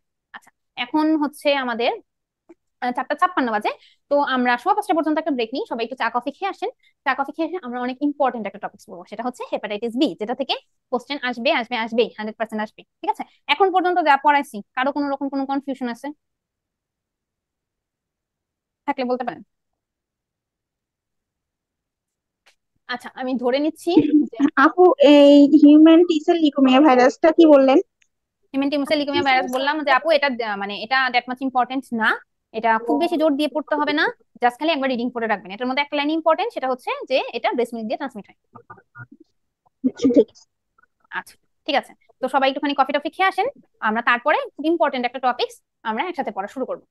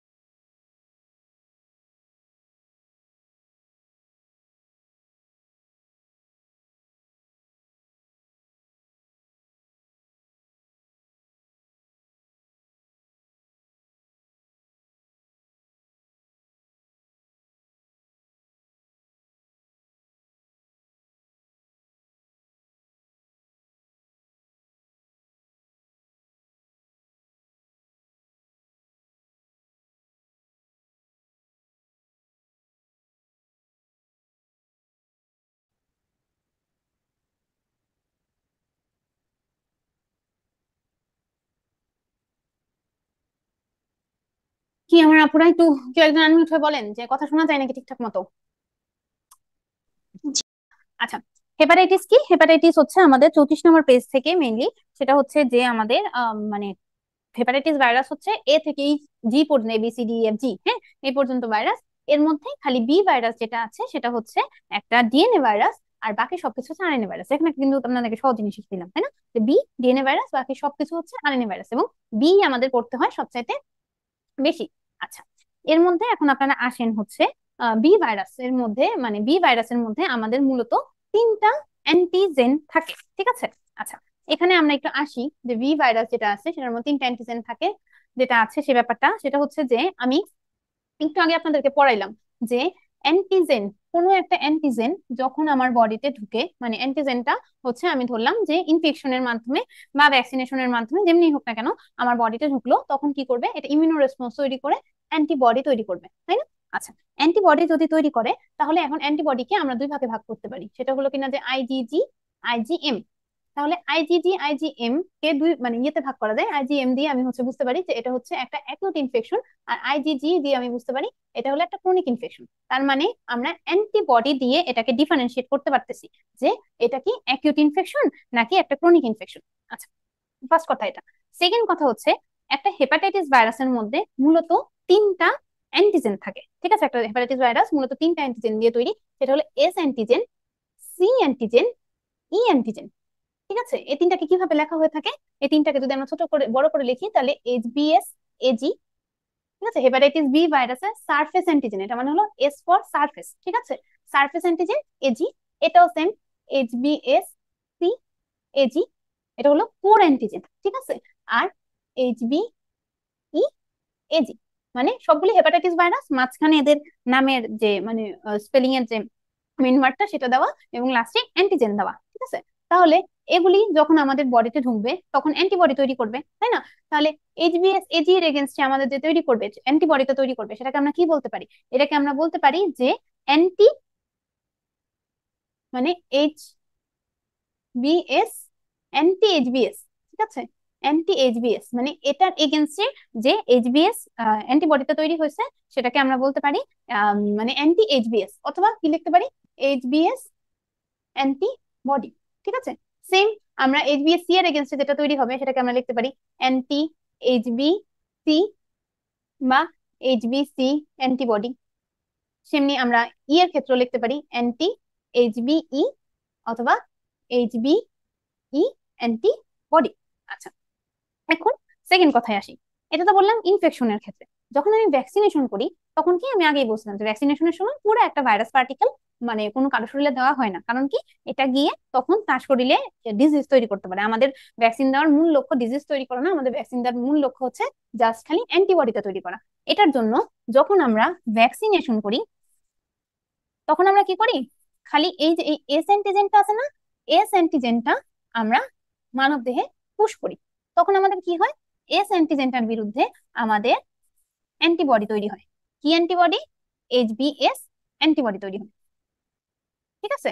কিন্তু যখন আমার ইনফেকশন মানে হলো যে মনে করেন যে মানে হেপাটাইটিস বি ভাইরাস আমার শরীরে ঢুকতেছে, তখন আমার কি কি অ্যান্টিবডি তৈরি হইতেছে? তখন কি খালি মানে এটা তো পুরো ইনফেকশন, পুরা ভাইরাস পার্টিকেলটা ঢুকতেছে, তাই না? পুরা ভাইরাস যেটার মধ্যে এস আছে, সি আছে, ই আছে, তিনটাই, তাই না? তাহলে এটার মধ্যে কি কি অ্যান্টিবডি তৈরি হচ্ছে? এই তিনটা অ্যান্টিবডি তৈরি হচ্ছে। কিন্তু আমি যখন ভ্যাকসিনেশন করতেছি আমি বলে দিলাম আমি খালি এস অ্যান্টিজেনটা ঢুকাচ্ছি, তাই না? তাহলে আমার খালি এস অ্যান্টিবডিটা তৈরি হচ্ছে। তাহলে এখানে যে কোর অ্যান্টিবডি এটা কি তৈরি হবে? না, কারণ আমি তো কোর অ্যান্টিজেন ঢুকাই নেই। কোর অ্যান্টিবডি তৈরি হওয়ার কোনো প্রশ্নই ওঠে না। ই অ্যান্টিবডি যেটা আছে ওইটা কি তৈরি হবে? না, আমি তো ই অ্যান্টিজেন ঢুকাই নাই, তাহলে ই অ্যান্টিবডি তৈরি হওয়ার তো কোনো প্রশ্নই ওঠে না। তাহলে আমরা কি দেখতে পারতেছি, এই এইচবিএস অ্যান্টিবডি যেটা আছে বা অ্যান্টি এইচবিএস এজি যেটা আছে সেটা বোথ ভ্যাকসিনেশন বলেন বা আমাদের ইনফেকশন বলেন দুইটা ক্ষেত্রে তৈরি হচ্ছে। কিন্তু আমরা এটাকে ডিফারেন্সিয়েট করতে পারতেছি কিভাবে? সি অ্যান্টিবডি দিয়ে। সি অ্যান্টিবডি কোথায় পজিটিভ থাকতেছে? আমাদের ইনফেকশনের বেলায়, কারণ ইনফেকশনের মধ্যে পুরো ভাইরাস পার্টিকেলটা ঢুকতেছে। আর ভ্যাকসিনেশনের সময় আমি খালি এস অ্যান্টিজেনটা ঢুকাচ্ছি, সে সময় সি অ্যান্টিবডি যেটা আছে সেটা নেগেটিভ থাকতেছে। আচ্ছা, তাহলে আমাদের সি এর কাহিনী শেষ। সি এর অ্যান্টিবডি আমি বুঝতে পারলাম। আচ্ছা, সি হচ্ছে কোর অ্যান্টিবডি, ঠিক আছে। সি কে বলা হয়ে থাকে কোর অ্যান্টিজেন বা কোর অ্যান্টি মানে সি এর এগেইনস্টে যে অ্যান্টিবডি তৈরি হয় সেটাকে বলা হয় কোর অ্যান্টিবডি। তাহলে কোর কি সব জায়গায় থাকবে? কোর মানে হলো একদম কোরে থাকবে, তাই না? এজন্য সি অ্যান্টিজেন যেটা আছে সেটা আমরা ব্লাডে মেজার করতে পারি না। আমরা কোথায় গিয়ে মেজার করি? আমরা লিভার বায়োপসি যদি নেই একমাত্র, তাহলে গিয়ে আমরা সি অ্যান্টিজেন যেটা আছে সেটা আমরা মানে ডায়াগনোস করতে পারি বা সেটা আমরা মেজার করতে পারি। কিন্তু সি অ্যান্টিবডি যেটা আছে এটা তো এই অ্যান্টিজেনের এগেনস্টে তৈরি হয়েছে, তাই না? সেটা কিন্তু আমরা ব্লাডে পাই, ঠিক আছে, এই অ্যান্টি এইচবি সি।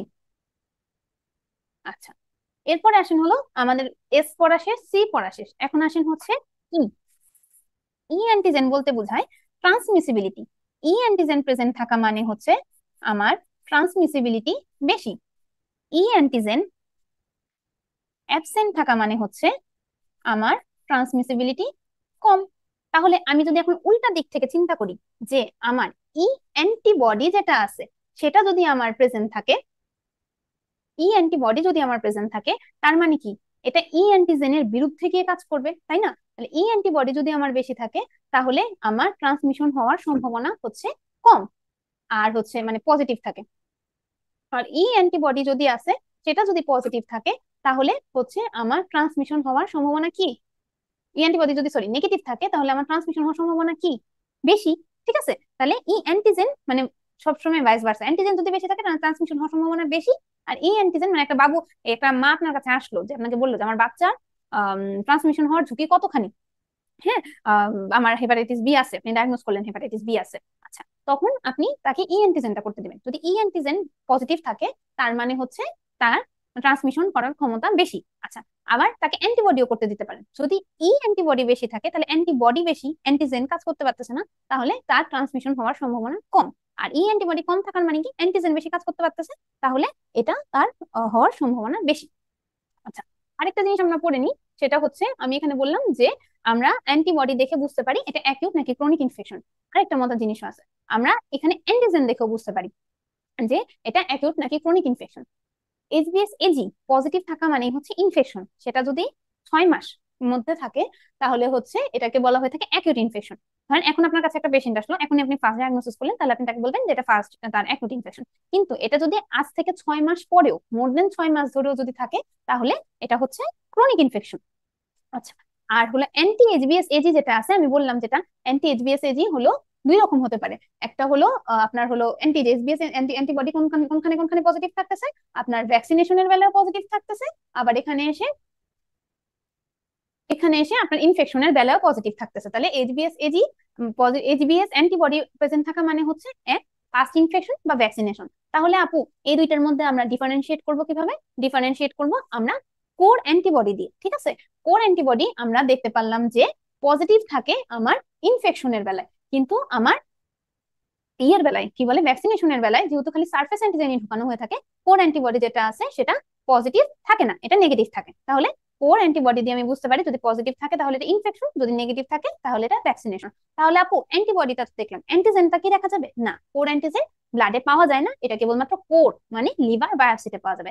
আর ই অ্যান্টিজেন বোঝায় হলো ট্রান্সমিশন, ই অ্যান্টিজেন বেশি থাকা মানে ট্রান্সমিসিবিলিটি বেশি, ই অ্যান্টিবডি থাকা মানে হচ্ছে ট্রান্সমিসিবিলিটি কম। সবাই বুঝতে পারছেন? আচ্ছা, দেখি সবাই কেমন বুঝতে পারছেন। আমি একটুখানি কোশ্চেন জিজ্ঞেস করি, সেটা হলো আসেন যে আমরা একটা সিনারিও চিন্তা করি। ঠিক আছে, ধরেন একটা মহিলা আপনার কাছে আসছে, হ্যাঁ একটা মহিলা আপনার কাছে আসছে যে তার সে এখন ইয়ে করবে, এইচবিএস এজির ভ্যাকসিনেশন নিতে চায়। ঠিক আছে, মানে হেপাটাইটিস বি এর ভ্যাকসিনেশন নিতে চায়। আচ্ছা, তো ভ্যাকসিনেশন নিতে চাইলে আমাদের প্রথমে কি দেখতে হবে? প্রথমে দেখতে হবে সে ইনফেক্টেড কিনা। ঠিক আছে, আমরা যেমন ভ্যারিসেলা জোস্টারের বেলায় দেখতেছিলাম যে ভ্যারিসেলা জোস্টার যদি ডিজিজ হয়ে যায় তখন আর আমি ইমিউনোগ্লোবুলিন দিতে পারবো না, মানে অ্যান্টিজেন অ্যান্টিবডি একই সাথে বডিতে থাকতে পারবে না, তাহলে কি হবে? রিয়াকশন হবে, তাই না? তো আমরা তাহলে ভ্যাকসিনেশন করার আগে তাকে কি করতে দিব? এইচবিএস এজি যে অ্যান্টিজেনটা আছে,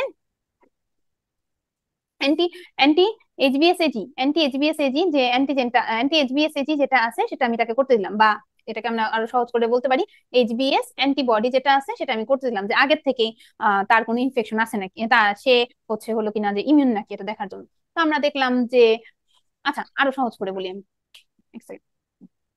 ফার্স্টে কি দেখলাম? ফার্স্টে আমি দেখলাম যে ওই মানুষটা আমার কাছে আসছে যে ভ্যাকসিন নেওয়ার জন্য। ঠিক আছে, তো আমি তাকে কি করতে দিলাম? আমি তাকে তার বডিতে অ্যান্টিজেন আছে নাকি এটা দেখার জন্য আমি এইচবিএস এজি করতে দিলাম। এইচবিএস এজি খুব ভালো কথা, নেগেটিভ আসলো। আচ্ছা, এখন আমি তাকে তার সাথে অ্যান্টিবডিটাও করতে দিছি, এইচবিএস অ্যান্টিবডি যেটা আছে সেটা করতে দিই, তাহলে সেটা পজিটিভ আসলো। এখন এটা পজিটিভ আসা মানে কি? এটা হতে পারে কিসের কিসের জন্য পজিটিভ আসতে পারে বলেন তো? মানে তাকে আপনি বলতেছেন যে আপনি কি ভ্যাকসিন নিছেন, সারফেস অ্যান্টিজেন আসে, তাহলে এটা হতে পারে যেটা আম, মানে কি বলে ইমিউনিটির জন্য হতে পারে, অথবা past infection, past surface infection, antibody বলে, হ্যাঁ পাস্ট ইনফেকশন, ইমিউনিটি। পাস্ট ইনফেকশনের জন্য হতে পারে, মানে আগে একবার ইনফেকশন হয়েছে তার জন্য হতে পারে, অথবা আরেকটা কি আপু ভ্যাকসিনেশনের পর যে ইমিউনিটি পাচ্ছে আর কি। ভ্যাকসিনেশনের কারণে হতে পারে। এখন ধরেন উনি আপনাকে একটা ভালো হিস্ট্রি দিতে পারতেছে না, বলতেছে যে আমি তো জানি না, আমি অনেকগুলো ভ্যাকসিন নিছি, তো আমি এখন বুঝতে পারতেছি না যে আমি মানে এটার ভ্যাকসিন নিছি নাকি। আপনি দুইটার মধ্যে ডিফারেন্সিয়েট কিভাবে করবেন? দিয়ে কোর অ্যান্টিজেন দিয়ে। আচ্ছা, ভেরি গুড। এখন কোর অ্যান্টিজেনে পাস্ট ইনফেকশনে কোর অ্যান্টিজেন কি থাকবে? ফার্স্ট ইনফেকশনে প্রেজেন্ট থাকবে কিন্তু ভ্যাকসিনেশনে অ্যাবসেন্ট থাকবে। আপু কোর অ্যান্টিবডি করতে দিব না? অ্যান্টিবডি প্রেজেন্ট থাকবে, ঠিক আছে, হ্যাঁ, অ্যান্টিজেনও প্রেজেন্ট থাকবে, কিন্তু অ্যান্টিজেন আমরা তো লিভার বায়োপসি ছাড়া করতে পারি না। এখানে অ্যান্টিবডি যেটা আছে বডি তাহলে কোর জি অ্যান্টিবডি যেটা আছে সেটা হচ্ছে আমাদের ইয়েতে পজিটিভ থাকবে, কিন্তু ভ্যাকসিনেশনের বেলায় আমাদের হচ্ছে অ্যাবসেন্ট থাকবে। নেগেটিভ থাকবে। আচ্ছা, হুম এখন এই মহিলা মনে করেন পাস্ট ইনফেকশন নিয়ে আপনার কাছে আসছে, ঠিক আছে, এখন তো সে হুম ভয় পেয়ে গেছে যে তার তো পাস্ট, এটা মনে করেন যে এটা নিয়ে আমরা হলো এইচবিএস এজি, এটা একটা সিনারিও চিন্তা করলাম। আচ্ছা, হুম এখন ধরেন সেম আরেকটা মহিলা আপনার কাছে আসছে, আপনি এইচবিএস এজি করতে দিছেন, হুম পজিটিভ চলে আসছে। আচ্ছা এখন মহিলা তো অনেক ভয় পেয়ে গেছে, ভয় পাওয়ার পরে বলতেছে যে আমার এখন কি হবে, আমার তো এখন পেটে বাবু, আমার হওয়ার ট্রান্সমিসিবিলিটি, আমার বাবুর হওয়ার সম্ভাবনা কম, বাবুর হওয়ার সম্ভাবনা কতখানি, এটা দেখার জন্য আমরা তাকে এইচবিই অ্যান্টিজেন করতে দিলাম, তখন হুম অ্যান্টিজেনটা পজিটিভ আসলো। তাহলে আমরা কি হুম বলবো, তার কি রিস্ক বেশি নাকি রিস্ক কম? তার বেশি। না, ই ই যেহেতু অ্যান্টিজেন পজিটিভ, ই পজিটিভ মানে হাইলি ট্রান্সমিসিবল, অবশ্যই বেশি। অবশ্যই বেশি। আচ্ছা, এখন ধরেন আরেকটা মহিলা আসলো, সে অ্যান্টিজেন করলো না, সে করলো হলো অ্যান্টিবডি, এইচবিই অ্যান্টিবডি, অ্যান্টিবডিটা নেগেটিভ আসলো, তাহলে হুম তার হওয়ার সম্ভাবনা কেমন? বেশি হবে, বেশি হবে, এটা তো বেশি হবে নেগেটিভ হলে। এটাতেও বেশি হবে। Very good. এটাই হুম কিন্তু আপনাদের বারে বারে ঘুরে ফিরে কোশ্চেনটা আসে। ঠিক আছে, এই যে আপনাদের যে বক্সটা আছে আপনাদের 35 পেজে, আপনারা দেখবেন এই বক্সটা এখন আপনাদের কাছে জলের মতো সোজা হয়ে গেছে। হুম ঠিক আছে, এই বক্সটার মধ্যে থেকে দেখে মনে হচ্ছে না কত কমপ্লেক্স একটা বক্স, এই বক্সটার মধ্যে থেকে এখন আর কোনো কিছু আপনাদের কাছে কঠিন লাগবে না, আপনারা খুব সহজেই এই কোশ্চেনটার অ্যান্সার দিতে পারবেন। মেইনলি এই যে ইমিউন আর হচ্ছে পাস্ট ইনফেকশন, এটা দিক থেকে কোশ্চেন আসে, আপনারা এখন তো অনেক সহজেই কোশ্চেনের অ্যান্সার দিতে পারবেন। আচ্ছা, এখন আসেন হচ্ছে বাকি যেগুলো আছে সেগুলো একটুখানি আমরা পড়ে নিই তাড়াতাড়ি করে। সেটা হচ্ছে আমরা পড়বো 78 নাম্বার পেজ থেকে। 78 যদি দেখি তাহলে হচ্ছে হলো, আচ্ছা এটা কিভাবে কিভাবে করে ছড়াইতে পারে এগুলা, হেপাটাইটিস বি 78 পেজে। এটা হলো সেক্সুয়াল কন্টাক্ট, শেয়ারিং নিডেল, এগুলোর মাধ্যমে ছড়াইতে পারে। মাদার টু চাইল্ড ট্রান্সমিশন হতে পারে, ভার্টিক্যাল ট্রান্সমিশন হতে পারে, এগুলো হতে পারে। ঠিক আছে, আচ্ছা তারপরে আসেন হচ্ছে আচ্ছা এখন কথা হচ্ছে এস অ্যান্টিজেন যদি আপনি করেন, এটাও আপনাদের বই লেখা নাই, এটা একটুখানি মানে আপনারা এটা বুঝেন। হ্যাঁ, এখন মায়ের যদি হলো এস অ্যান্টিজেন পজিটিভ আসে, তাহলে কি বাচ্চার এখন ট্রান্সমিসিবিলিটি মানে হওয়ার সম্ভাবনা বেশি, হওয়ার সম্ভাবনা কম, এই কথা বলছেন আপনারা, তাই না? কোনো জায়গায় কি বলছেন হওয়ার সম্ভাবনা নাই? এটা কিন্তু আমরা না কথা বলি একেবারে নাই, এটা কিন্তু আমরা বলতে পারি না, হওয়ার সম্ভাবনা আছে। এটার জন্য কি, যে হেপাটাইটিস বি মাদারের যদি একটা বাবু হয়, তাকে আমরা অবশ্যই কোনো রকম টেস্ট করা ছাড়াই আমরা হচ্ছে ভ্যাকসিনেশন এবং অ্যাক্টিভ প্যাসিভ ইমিউনাইজেশন করে ফেলবো। অ্যাক্টিভ প্যাসিভ হুম ইমিউনাইজেশন মানে কি, যে আমি যেটা কথাটা বলছি, যে আমরা তাকে ভ্যাকসিন দিয়ে ফেলবো, আমরা তাকে ভ্যাকসিন দিয়ে ফেলবো।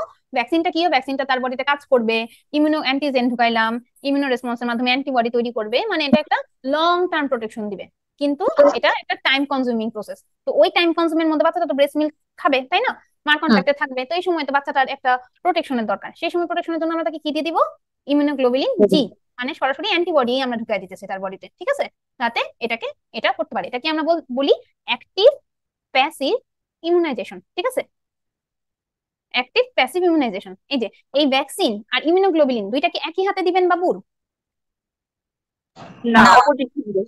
অপোজিট কারণ কি, এটা হচ্ছে অ্যান্টিজেন, এটা হচ্ছে অ্যান্টিবডি, দুইটা যদি একই হাতে ঢুকায় তাহলে দুইটা দুইটার সাথে মারামারি করে দুইটাই নাই হয়ে যাবে, তাই না? তাহলে এজন্য দুইটা দেওয়া যাবে না এক হাতে, দুইটা পরস্পর অপোজিট হ্যান্ডে দিতে হবে।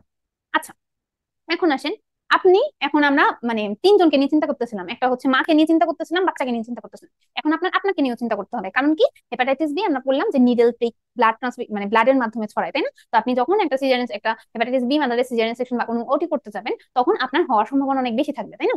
তাহলে তখন আপনি কেমনে করে কি করবেন? আচ্ছা, তখন আপনি ফার্স্টে আপনি কি করে নিবেন, সেম, যে আপনি এখন ভ্যাকসিন দিবেন নাকি ইমিউনোগ্লোবুলিন দিবেন। আমি তখন যে কথাটা বলছিলাম, যে প্রথমে একটা লোক যখন আমার কাছে আসছে, তখন আমি কি করতে দিছি, তাকে এইচবিএস অ্যান্টিজেনটা করতে দিছি। যদিও আমি ধরে নিচ্ছি আমি ভ্যাকসিনেটেড, যদি অপশন থাকে এইচবিএস অ্যান্টিজেন, তাহলে আমরা এইচবিএস অ্যান্টিজেনই প্রথমে অ্যান্সার দিব। কারণ কি, এইচবিএস অ্যান্টিজেন যদি পজিটিভ থাকে, অ্যান্টিবডি পজিটিভ থাকার কি কোনো সম্ভাবনা আছে? না, অ্যান্টিবডি না। পজিটিভ থাকার কোনো সম্ভাবনা নাই, এটা পজিটিভ মানে এটা নেগেটিভই। তখন কি আমার টাইটার করার কোনো দরকার আছে? না, টাইটার না করার কোনো রকম কোনো দরকার নেই। ঠিক আছে, কিন্তু আমার এইচবিএস অ্যান্টিবডি যদি নেগেটিভ আসে, তার মানে কি আমার অ্যান্টিবডি পজিটিভ। তাহলে আমার বুঝতে হবে যে, তখন আমার দেখতে হবে যে অ্যান্টিবডিটা যে আছে, অ্যান্টিবডিটা কি মাত্রায় আছে, কি অ্যামাউন্টে আছে, সেটা কি আমার বডিকে ইমিউনিটি দিতে সাফিসিয়েন্ট নাকি। ঠিক আছে, আচ্ছা তাহলে আমরা দেখি ইমিউনিটিতে সাফিসিয়েন্ট নাকি, তখন আমরা দেখবো। আচ্ছা, কি কি দেখবো, টাইটার কত যদি হয় তাহলে কি কি দেখবো। আচ্ছা, ফার্স্টে এটা ডিপেন্ড করবে হচ্ছে আপনার টাইটারের উপরে ভিত্তি করে। টাইটার হচ্ছে যদি 10-এর কম থাকে, তার মানে হচ্ছে আপনি মানে নন রেসপন্স। ঠিক আছে, যদি আপনাদের কত 10, কেজি আছে? এটা নাই আপু, এটা একটুখানি ছবি তুলে নিতে হবে। ঠিক আছে 10-এর কম যদি থাকে তার মানে হচ্ছে নন রেসপন্স। 10 থেকে 100-এর মধ্যে যদি থাকে তার মানে রেসপন্স করতেছে কিন্তু কম, হাইপো রেসপন্স। আর যদি 1 শুরু করে থাকে তার মানে আপনার ভালো রেসপন্স করতেছে, হাইপার রেসপন্স। তাহলে আপনার যদি নন রেসপন্স থাকে, তাহলে আপনার তখন কি দিতে হবে? খালি ভ্যাকসিন দিলে হবে? আপনি নিডেল প্রিক খাইছেন না মাত্র? না, না এখনই তো ইমিউনোগ্লোবুলিন দিতে হবে। আপনাকে তো এখনই একটা প্রোটেকশন দেওয়ার জন্য কাউকে লাগবে, তাই না? তাহলে আমরা এক্ষেত্রে ইমিউনোগ্লোবুলিনও দিব, তার সাথে ইমিউনোগ্লোবুলিন তো অবশ্যই দিব, যে মানে ইয়ের জন্য, আর তার সাথে ভ্যাকসিনও দিয়ে দিব। ঠিক আছে, আচ্ছা এরপরে আসি 10 থেকে 100 আসছে, তার মানে আমি কি হাইপো রেসপন্স। ঠিক আছে, মানে আমার বডিতে এখনো আছে কিন্তু অ্যামাউন্টটা কম। তাহলে আমার কি এখানে ইমিউনোগ্লোবুলিন দেওয়ার দরকার আছে? না না, ভ্যাকসিন আমি ইজ খালি একটা অ্যাপ্রোপ্রিয়েট। ভ্যাকসিনের বুস্টার ডোজ দিয়ে নিব। ঠিক আছে, আর এখানে আমার 100-র বেশি আছে, তার মানে আমার কি দেওয়া লাগবে? Immunoglobulin vaccine. এটা তো অলরেডি মানে তো দরকার নাই। ভালো মানে ভালো অ্যামাউন্ট আছে, কিছুই তো এটা দেওয়ার ভালো দরকার আছে, নেই। তাই না? একে আমার জি কিছুই দেওয়া লাগবে না, আমি একে ইমিউনোগ্লোবুলিনও দিব না, একে আমি ভ্যাকসিনও দিব না। ভ্যাকসিন দিব না। Very good. আচ্ছা, তাহলে আমরা একটুখানি একটা পরীক্ষা দিই, পরীক্ষা দিয়ে আমরা দেখি আমরা কেমন পারি। আচ্ছা আচ্ছা, এই যে দেখেন উপরে নাম লেখা আছে, ঠিক আছে? এই মহিলা কি করছিল, একটা এইচবিএস এজি রোগীর সিজার করছিল, করার পরে কি করছিল, সে হলো নিডেল পিক খাইছিল। নিডেল পিক হুম, খাওয়ার পরে সে কি করছে, ফার্স্টে সে এইচবিএস অ্যান্টিজেন টেস্ট করছে, তাই না? অ্যান্টিজেন হুম, টেস্ট করার পরে আল্লাহর রহমতে সেটা নেগেটিভ আসছে। আচ্ছা, আচ্ছা নেগেটিভ আসলে তার মানে কি তার বডিতে অ্যান্টিবডি আছে, তখন সে কি করতে চাইছে, অ্যান্টিবডি টাইটার করতে দিছে, তাই না? অ্যান্টিবডি হুম, টাইটার যেটা আছে ওইটা কত আসছে, 32 আসছে। এখন হুম, এই মৌমিতা নামের মহিলা কি করবে? তাকে আমরা বুস্টার ডোজে ভ্যাকসিন দিব। আচ্ছা, তাকে আমরা বুস্টার ডোজে ভ্যাকসিন দিব। Very good. আচ্ছা, তাহলে এটা আমরা কিন্তু বুঝে গেলাম যে হ্যাঁ, এই যে আমাদের হেপাটাইটিস বি, এটাই আপনাদের বারে বারে কোশ্চেন আসে, হ্যাঁ, যে আপনারা কি এক নাম্বার কথা আপনি কি তাহলে তো দেখবেন, একটা কোশ্চেন পেরে ঠিক গেলাম আছে? আপু, হ্যাঁ, একটা কোশ্চেন পেরে গেলাম। সারফেস অ্যান্টিজেন দিবেন কি টাইটার দিবেন, টাইটার করবেন নাকি সারফেস অ্যান্টিজেন। এক কোশ্চেন আসে হলো এখান থেকে যে আপনার এই যে বক্সটা থেকে, যে এটা থেকে ডায়াগনোসিস করেন কি, এটা তো হুম, আপনারা পারবেন। সেকেন্ড, আপনারা এটাও পারবেন যে আপনি কোনটা আগে করবেন, সারফেস অ্যান্টিজেন করবেন নাকি টাইটার করবেন, তাও আপনি পারবেন। ইমিউনোগ্লোবুলিন দিবেন না ভ্যাকসিন দিবেন, সবই আপনারা পারবেন। আচ্ছা, তারপরে আসেন আমরা এখন হেপাটাইটিস বি এর বাকি অংশটুকু পড়ি, মানে আমাদের মেইন অংশটুকু যেটা, সেটা আমাদের পড়া হয়ে গেছে, বাকিটুকু আমরা 78 পেজ থেকে জাস্ট খালি একবার চোখ বুলাই নিব। সেটা হলো বি ভাইরাস, সেটা হলো ডিএনএ ভাইরাস। ইনকিউবেশন পিরিয়ড 1 থেকে 5 মাস, যেটা লিভারে মাল্টিপ্লাই করে, ভার্টিক্যালি ট্রান্সমিসেবল, এগুলি সবগুলো আপনারা পড়ে নেবেন। যে আমরা বললাম যে অ্যাক্টিভ প্যাসিভ ইমিউনাইজেশন বোথ, দুইটাই লাগবে আমার, ঠিক আছে? ভার্টিক্যাল ট্রান্সমিশন প্রিভেন্ট করার জন্য আমার অ্যাক্টিভ প্যাসিভ ইমিউনাইজেশন লাগবে। আচ্ছা, তারপরে এরপরে আসেন হেপাটাইটিস এ ভাইরাস। আমি বলছি যে খালি বি ডিএনএ, বাকি সব আরএনএ। এবং ডিএনএ কিন্তু আরএনএ ভাইরাস এগুলো পড়বেন যে কি কি কি কি কি হয়, ফিকোরাল ট্রান্সমিসেবল হয়, এবং এটা কিন্তু আপনার ভ্যাকসিন অ্যাভেলেবল আছে, এবং ভ্যাকসিন কিন্তু প্রেগনেন্সিতে দেওয়া যায়, ঠিক আছে? আচ্ছা, এরপরে সি তে আসেন। সি হেপসি ভাইরাস ফ্যামিলি, এটা কেমনে করে হয়, হেপাটোসেলুলার কার্সিনোমা করে এগুলা। ডি ডিফেক্টিভ ভাইরাস, এটা সবসময় বি ভাইরাসের সাথে থাকে, এটা একটু পড়ে নিবেন। এত আলাদা আলাদা করে ইনকিউবেশন পিরিয়ড পড়া লাগবে না, জাস্ট খালি বি ভাইরাসের ইনকিউবেশন পিরিয়ড পড়বেন। ই ভাইরাস আমাদের প্রেগনেন্সির জন্য একটুখানি ইম্পর্টেন্ট একটা ভাইরাস, কারণ এটা পালমিনেন্ট লিভার ফেলিউর করতে পারে ইন প্রেগনেন্সি 20%। এটা একটু মনে রাখতে হবে যে ম্যাটারনাল মর্টালিটি করে 5% এবং পালমিনেন্ট হেপাটিক ফেলিউর ইন প্রেগনেন্সি করে 20%। এটা আমাদের ভালো করে মনে রাখতে হবে। Very good. আমাদের শেষ শেষ শেষ সবকিছু শেষ। এখন আমরা আসি আমাদের হেপাটাইটিস বি, সিফিলিস, এই যে এই অংশটুকু আপু যেটা আগের আছে, স্লাইড প্লিজ। এটা কেন পুরোটুক ছবি আসতেছে না? আপু আগের স্লাইডটা একটু, আপু জাস্ট আগেরটা একটু। আর স্লাইডটা,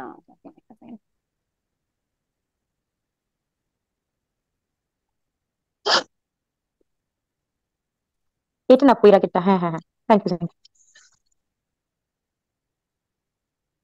আচ্ছা, এরপরে আসেন আপনাদের হেপাটাইটিস, মানে আপনার যদি একটা অ্যান্টিনেটাল কেয়ারে যদি আপনি ইনফেকশন দেখতে চান, তাহলে হলো ইউকে বেসিসে আপনাকে কোন কোন ইনফেকশন দেখতে হবে।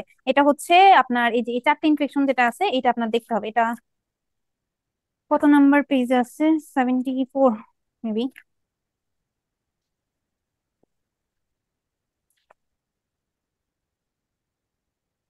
আচ্ছা, এটা একটু ছবি তুলে নেন আপনারা, এটা আমি বলতে পারতেছি না ঠিক কত নাম্বার পেজে আছে, কিন্তু এটা আপনাদের আছে ইয়েতে, আপনাদের শীটের মধ্যেই আছে কোথাও না কোথাও, যে এটা রুটিন অ্যান্টিনেটাল চেকআপে আমরা কোন কোন ইনফেকশন দেখি। এখানে কি হয়, আপনারা যখন 5 MRCO যেটা সলভ করবেন, আপনারা দেখবেন এটার মধ্যে কি করে, হেপাটাইটিস সি ভাইরাস যেটা আছে না, ওইটাকে ঢুকায় দেয়, ঠিক আছে? দেখেন এখানে কিন্তু হেপাটাইটিস সি ভাইরাসের কথা লেখা নেই। এটাই কথা, যে কোন কোন ভাইরাসকে দেখা হয়, এটা একটুখানি আপনারা অ্যান্সারটা পড়ে নেবেন। আচ্ছা, তারপরে আসেন এই যে এই কোশ্চেন গুলা যেগুলো আছে, যে আপনাদের সাইট ইনকিউবেশন পিরিয়ড বলতেছে, কনজেনিটাল ইনফেকশন যেটা আছে, কনজেনিটাল ইনফেকশন আপনাদের তো চ্যাপ্টারের মধ্যে দেওয়া আছে। এটা তো ছবিটা কোথায়?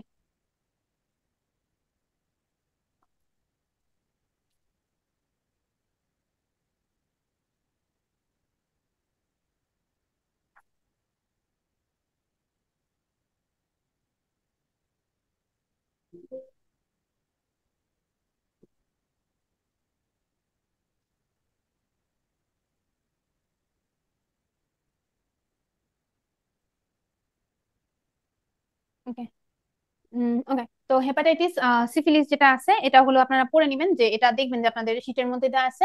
তারপর আসেন যে কনজেনিটাল রুবেলা ইনফেকশন যেগুলো আছে, কনজেনিটাল রুবেলা ইনফেকশন আপনাদের এটা আপনারা পড়ছেন যে সবাই যে কোন কোন ভ্যাকসিনেশনের কারণে কোনটা কোনটা ট্রান্সপ্লাসেন্টাল রুটে হয়, কোনটা কোনটা ডেলিভারির সময় হয়, এটা আমরা সবাই পড়ে নিছি। এটা হচ্ছে 72 নাম্বার পেজে, যদি আপনারা দেখেন জাস্ট খালি একবার চোখ বুলায় নিলেই হবে, আপনারা এগুলো পারেন মোটামুটি যে কোনটা কোনটা কিভাবে যায়। আচ্ছা, এরপরেটা তো আপনারা আরো পারেন, 72 নাম্বার পেজের পরের বক্স যেটা আছে সেটা, এটা আপনারা আরো ভালো মতো পারেন, কারণ আমরা এতক্ষণ এটাই পড়ছি। ঠিক আছে, এটা জাস্ট খালি আপনারা একবার চোখের দেখা দেখে নেবেন।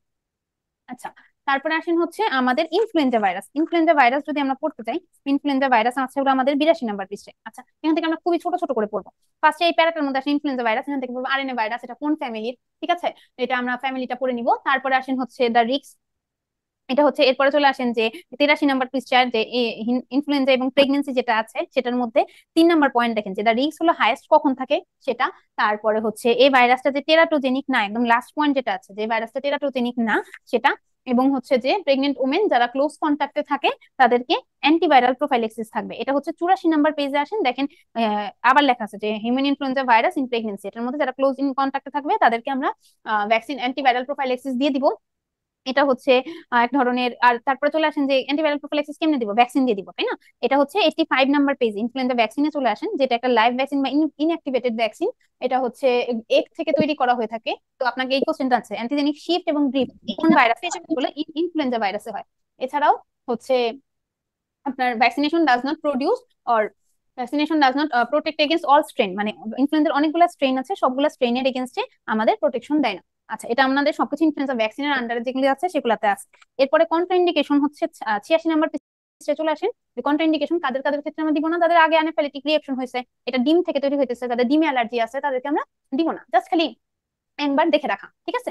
প্রিয়ন ডিজিজ 86 নাম্বার পেজেই আছে, এটাও তেমন ইম্পর্টেন্ট না। এটা হচ্ছে হলো একটা হোস্ট এনকোডেড প্রোটিন, এটা হলো একটা ভাইরাসের মতো সিমিলার সাইজ, কিন্তু এটার মধ্যে ডিএনএও নাই আরএনএও নাই, ঠিক আছে। আচ্ছা, এটা হচ্ছে হিট, কেমিক্যাল এজেন্ট এবং ইরিটেশনের প্রতি রেজিস্ট্যান্ট থাকে। তো যেহেতু ডিএনএ আরএনএ নাই, এটা কোনো ইমিউনো রেসপন্স তৈরি করতে পারে না। এটা হলো স্পঞ্জিওফর্ম অ্যাপিয়ারেন্স থাকে, ইনকিউবেশন পিরিয়ড 20 বছর পর্যন্ত হতে পারে। এগুলি স্লো ডিজিজ আমরা বলি এগুলাকে, ক্রুসফিল জ্যাকব ডিজিজ, পুরু, এগুলা করতে পারে, ঠিক আছে। এগুলা একটু দেখে নিবেন হালকা করে। এরপর আসেন হচ্ছে 90 নাম্বার পেজে ইনকিউবেশন পিরিয়ড, এখানে কয়েকটা দেয়া আছে, কিন্তু আপনারা একটা কাজ করবেন, আমি আজকে যে কয়টা ভাইরাস পড়েছি সব কয়টা ভাইরাস আপনারা এখানে লিখে রাখবেন ইনকিউবেশন পিরিয়ড গুলা, ঠিক আছে। মাস কোনটা, দিন কোনটা, সপ্তাহ কোনটা, ভাগ ভাগ করে করে লিখে রাখবেন, যেন পরীক্ষার আগের রাতে, যেহেতু একদিনের পরীক্ষা, একবার দেখলেই হয়ে যায়। আচ্ছা, তারপরে আসেন হচ্ছে আমরা এখন আরেকটা ইম্পর্টেন্ট জিনিস পড়বো, সেটা হলো অ্যাবনর্মাল ভ্যাজাইনাল ডিসচার্জ, ঠিক আছে। অ্যাবনর্মাল ভ্যাজাইনাল ডিসচার্জ, যেটাকে আমরা বলতেছি ব্যাকটেরিয়াল ভ্যাজাইনোসিস, ট্রাইকোমোনিয়াসিস এবং হচ্ছে ব্যাকটেরিয়াল ভ্যাজাইনোসিস, ট্রাইকোমোনিয়াসিস এবং ক্যান্ডিডা, ঠিক আছে। আচ্ছা, এখন আমরা আসি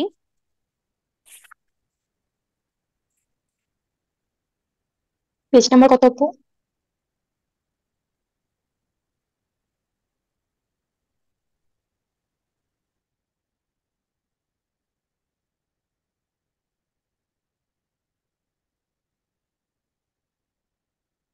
আচ্ছা, আপনাদের অ্যান্টিনেটাল স্ক্রিনিং এর যে কোশ্চেনটা আমি দেখাচ্ছিলাম, এটাই খুঁজতেছিলাম বারবার, অ্যান্টিনেটাল স্ক্রিনিং এর একটা কোশ্চেন দেখাচ্ছিলাম আমি, যে অ্যান্টিনেটাল স্ক্রিনিং এ আপনাদের কোন কোন ভাইরাস যেটা আছে সেটা দেখাইতে হবে দেখাইতে হবে না, এটা একটু দেখাচ্ছিলাম আপনাদেরকে।